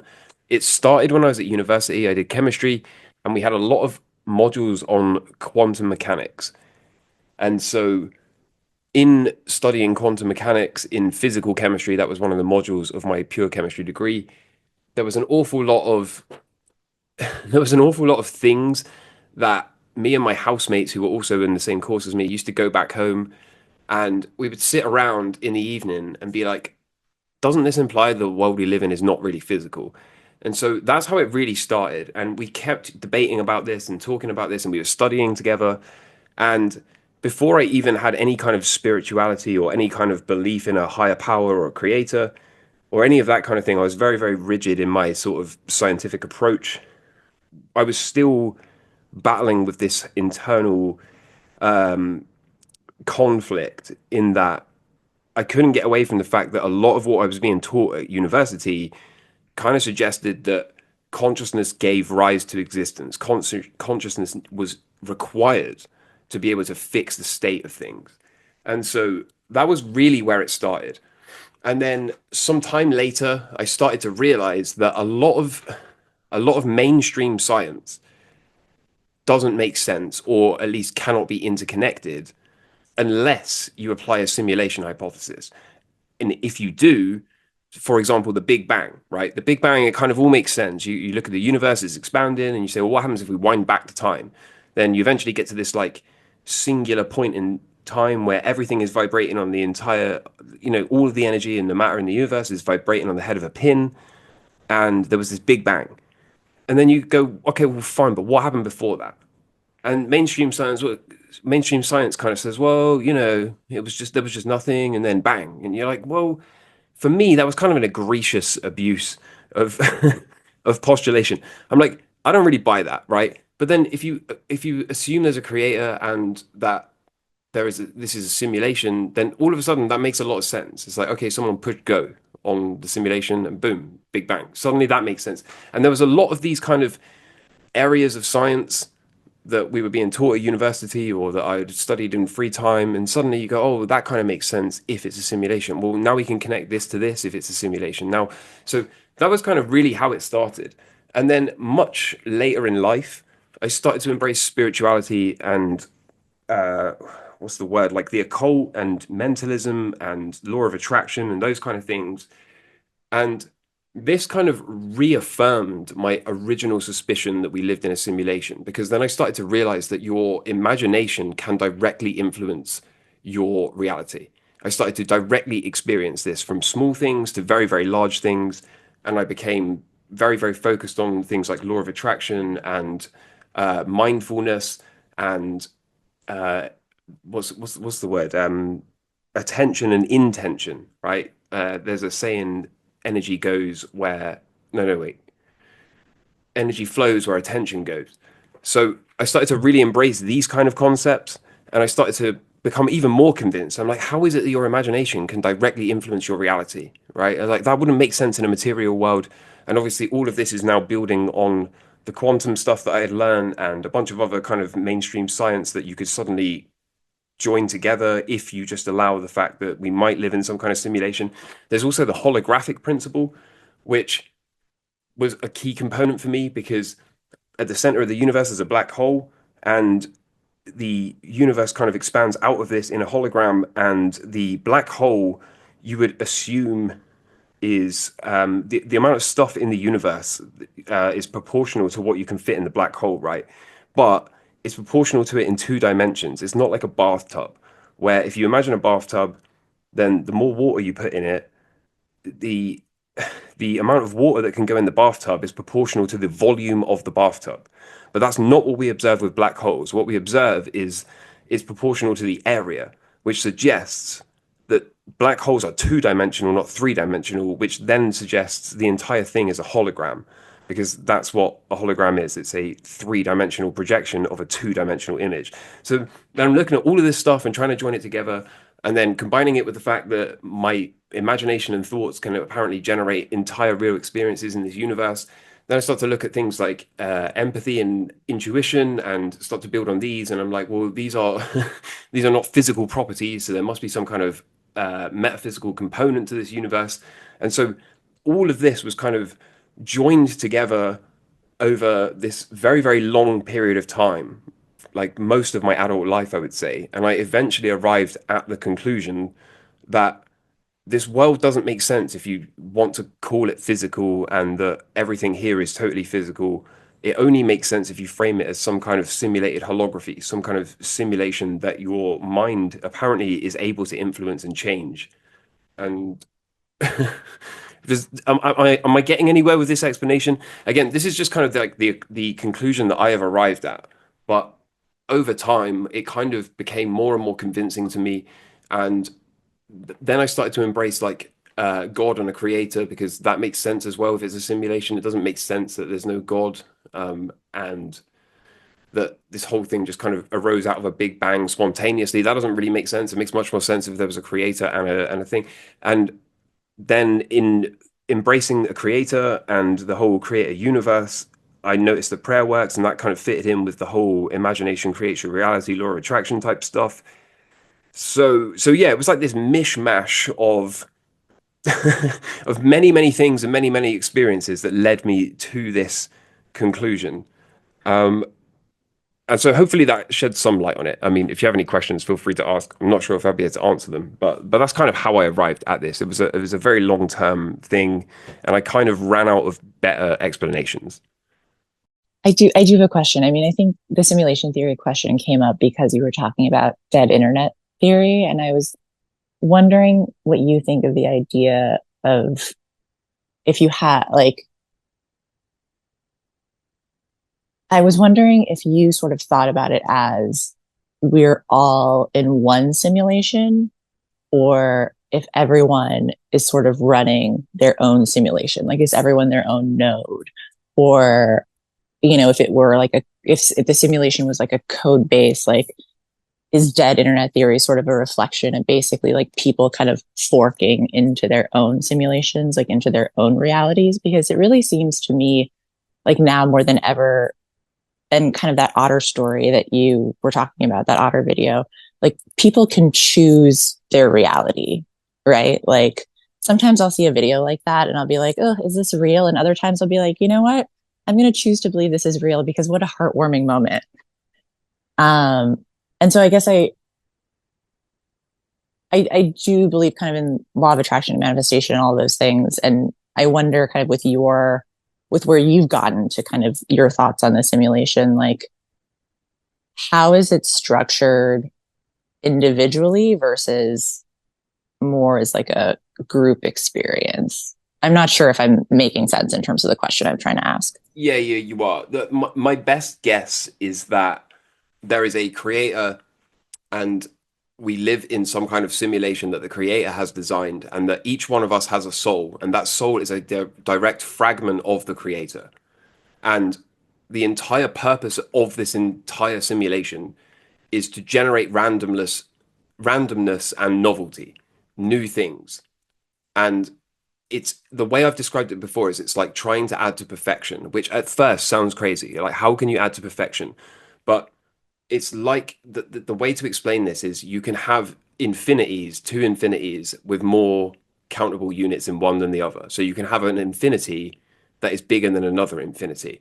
So the way to describe this would be, if you imagine having integers to infinity, yeah. So 1, 2, 3, 4, 5, all the way up forever. That's an infinity. Okay. Now, if we have the same set of countable units, but we go 0.1, 0.2, 0.3, 0.4, 0.5. Okay, now that second set still goes to infinity, but there are way, way, way more countable units, because we're going up from, instead of from 1 to 2 to 3, we're going 0.1, 0.2, 0.3, 0.4, right? So both of them go to infinity. They're both sets of infinity, but there is far more countable units in the second one.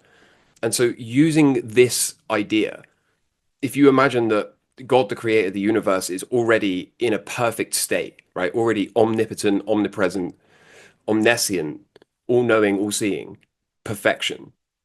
But it still has a desire to add to the perfection. How do you add to the perfection? Well, I think it creates a simulation in which it fragments itself, which is us, the souls, and then gets it to generate randomness and novelty and chaos. And in doing so, it can have new experiences that have never been obtained before, and thus add to the perfection and the omnipotence.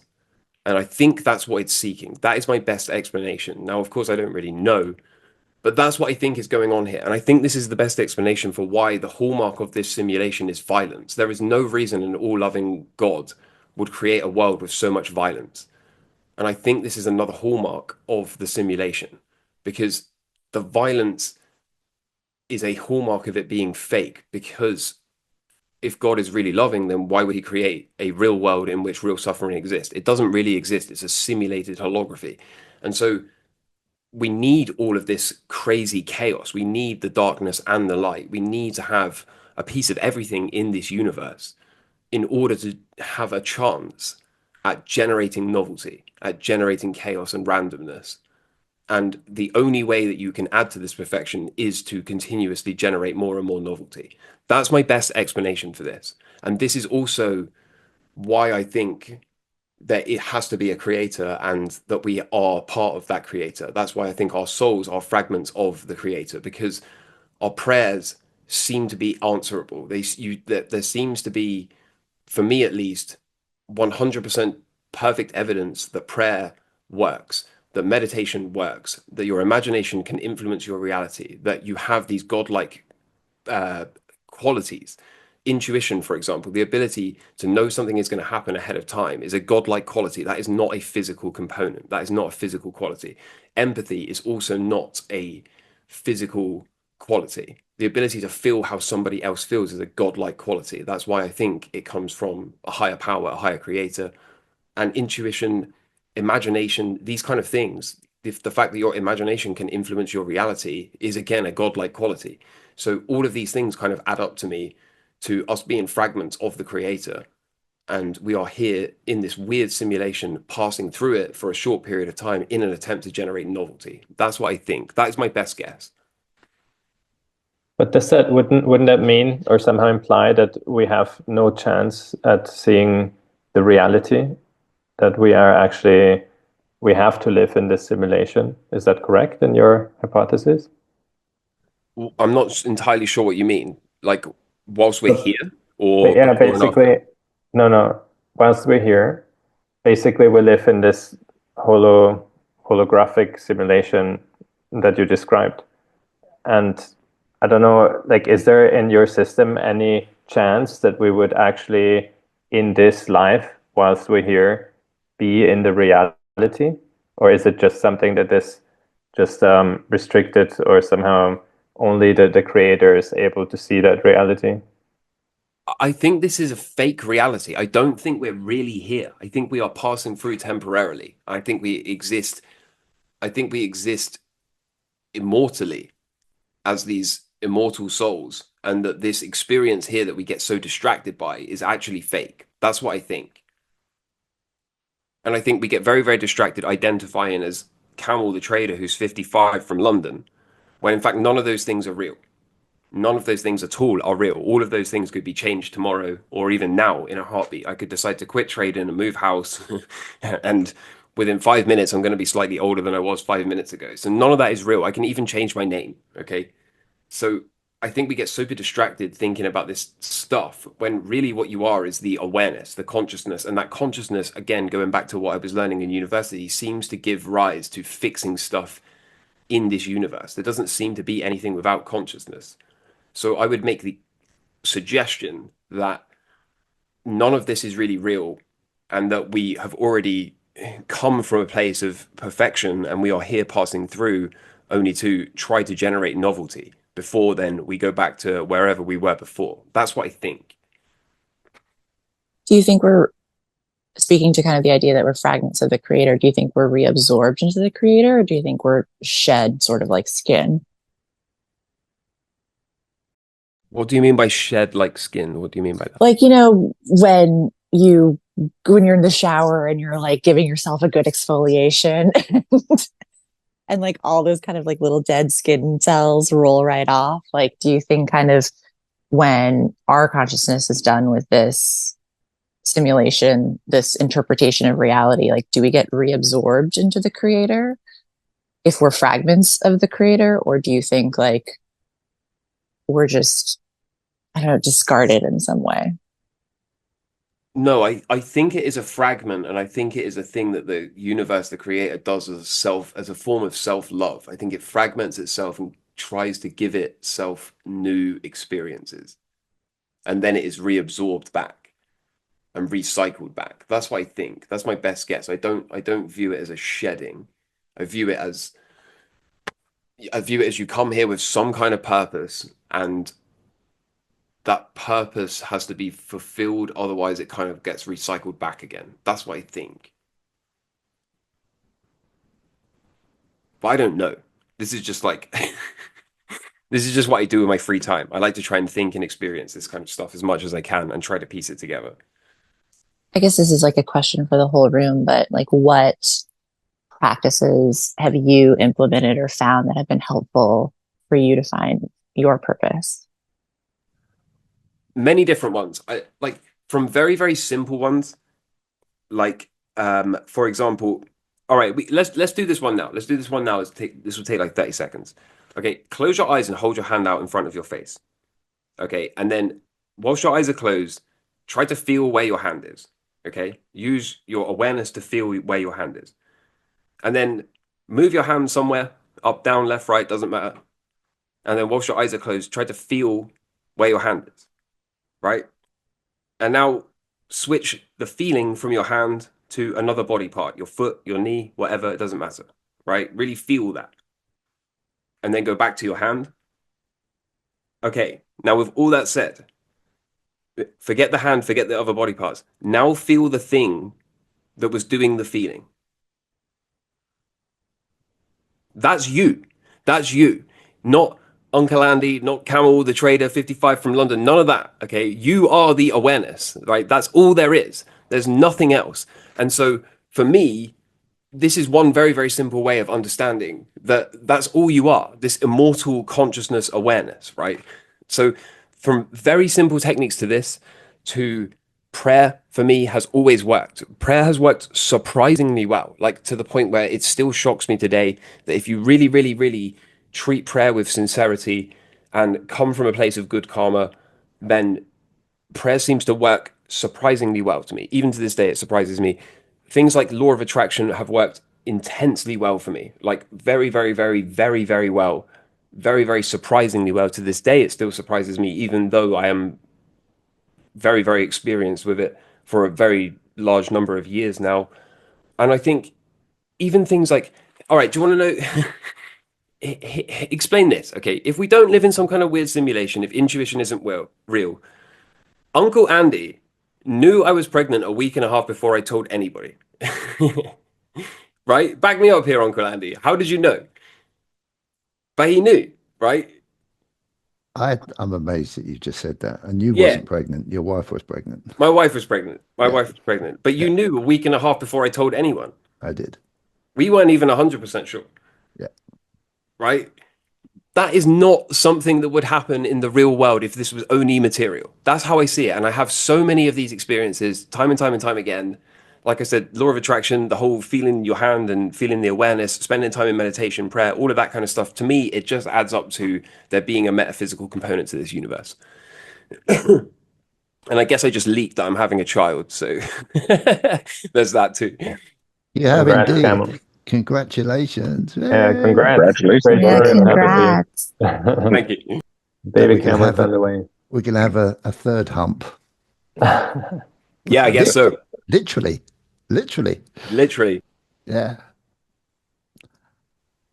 Dude, this is really interesting because a lot of people are, time's cracking on actually, but a lot of people have said in the comments about talking about more about the simulation theory.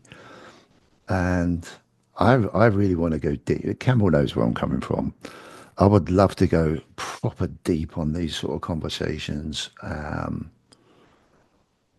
And I'm beginning to think that it's almost, if people would want this, almost a complete new episode of exploring these deeper things within us all. Because it seems to be very popular. People want to explore these things. Well, it's not a way out there podcast. It's a way in their podcast. Brilliant. Get deep Absolutely. Yeah. into the inside, into some metaphysical quantum realities. Yeah. Yeah, Yeah. for sure. It's yeah, I would yeah, I could really immerse myself in this subject. And equally just listen to people talking about it and their views. And there's for me personally, I'm going to cut a long story short because I must wrap it up in a minute. When I listen to the vibration of sincerity through that sort of talk, it resonates. Resonates in me as well. So yeah, there's something there and something to explore. That's for sure. That's for sure. I just wanted to really quickly say, like, I actually hopped on today just to say thank you to the four of you. Like, it's been such a joy in my life to kind of have your voices there. You know, like Camel, like I wake up to you every morning, and Chemo, you're like one of the last things when you do post that I listen to before I go to bed, just because of how time zones shake out. And Andy, and, you know, more recently, like One, like listening to you guys and kind of like this long form over the weekends have just been, you know, so fun and have made, I think, like my venture into not just trading and crypto, but kind of like you've touched on these like broader, deeper philosophical and metaphysical concepts, a little less lonely, a little more fun, a little more joyful. So, you know, thank you for really making my 2024. Awesome. Thanks for coming on. I Yeah, really like thanks. it when new people come on offering new perspective. And yeah, the female perspective is freaking awesome when you talk about morons being unfuckable and whatnot. Yeah, I couldn't agree super rare more. in this space. Absolutely. And I think, Andy, I don't know, what do you think? Would it be if you already have the sense that this topic about talking about this type of reality, that you might just cut this last piece out and then just play it, you know, separately, and then next time people can somehow join and talk about this, and you just kind of jump into this topic immediately, because then maybe it helps you to kind of you know, get new people into the chat, and then you get more opinions. I don't know if that's something that would help you channel grow.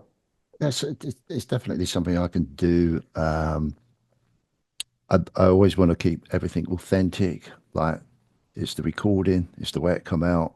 That's the whole point of the down the pub thing. But there's nothing stopping me cutting it out and using it as an intro into, if we all agree, to do this sort of chat over a long period. I can do that. Use that as a sort of a stepping stone towards that easily. It'd be good. I think it'd be fascinating. A lot of people are interested in it, for sure. So Yeah, yeah, definitely. Also, I think next time I'll try to take a little bit to sort my thoughts, and I have a lot to say, particularly now that I understand Camel's perspective a little bit better. I think I see it very similarly, only that I have never really wrapped my head around the whole creator kind of thing. That's for me a little bit more tough, but for certain reasons that we can discuss some other time. well, with that, I can't thank you all enough. I'm going to wish you great holidays, happy Christmas.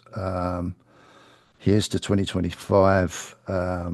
Thank you, Sue, for coming on. That's great. I hope you can come on again, because that was invaluable. Every new experience for me, every new person that comes on, every new soul, every new vibration just enhances my experience, and I grow as a person. And hopefully the people that watch the channel can have the same sort of feelings with that. Thank you as always, 1LV. Thank you, Cam, always, mate, for coming on. Thank you, Camel, for the continued support. I can't congratulate you more on new beginnings for you and your family. It's that's making me emotional, but it's really cool. And I wish you a lot of luck. And thank you, everybody, for your support. I wish you all well. And don't forget, please, please, please subscribe. And even more, if you want to join as a member, it's only £2, for God's sake. It's £2. I don't know what that is in dollars or whatever country, but it's not a lot. You can interact and come on and bring your wisdom and experiences and share with equally lovely, good people on this planet. So I can't thank you all enough. Thank you. Thanks, Uncle. Thanks a lot, Andy. Merry Christmas to everyone. Yeah, you too, brother. Merry Christmas, humans. Merry Christmas, humans. And Sue, thank you for the message. I'll read that in a minute. That's really cool of you. Thank you. Take good care. Much love. Bye, See you all everyone. soon. Take care. Bye, guys. Bye-bye. Bye then. Bye-bye. Bye. Bye. Bye. Bye. Bye.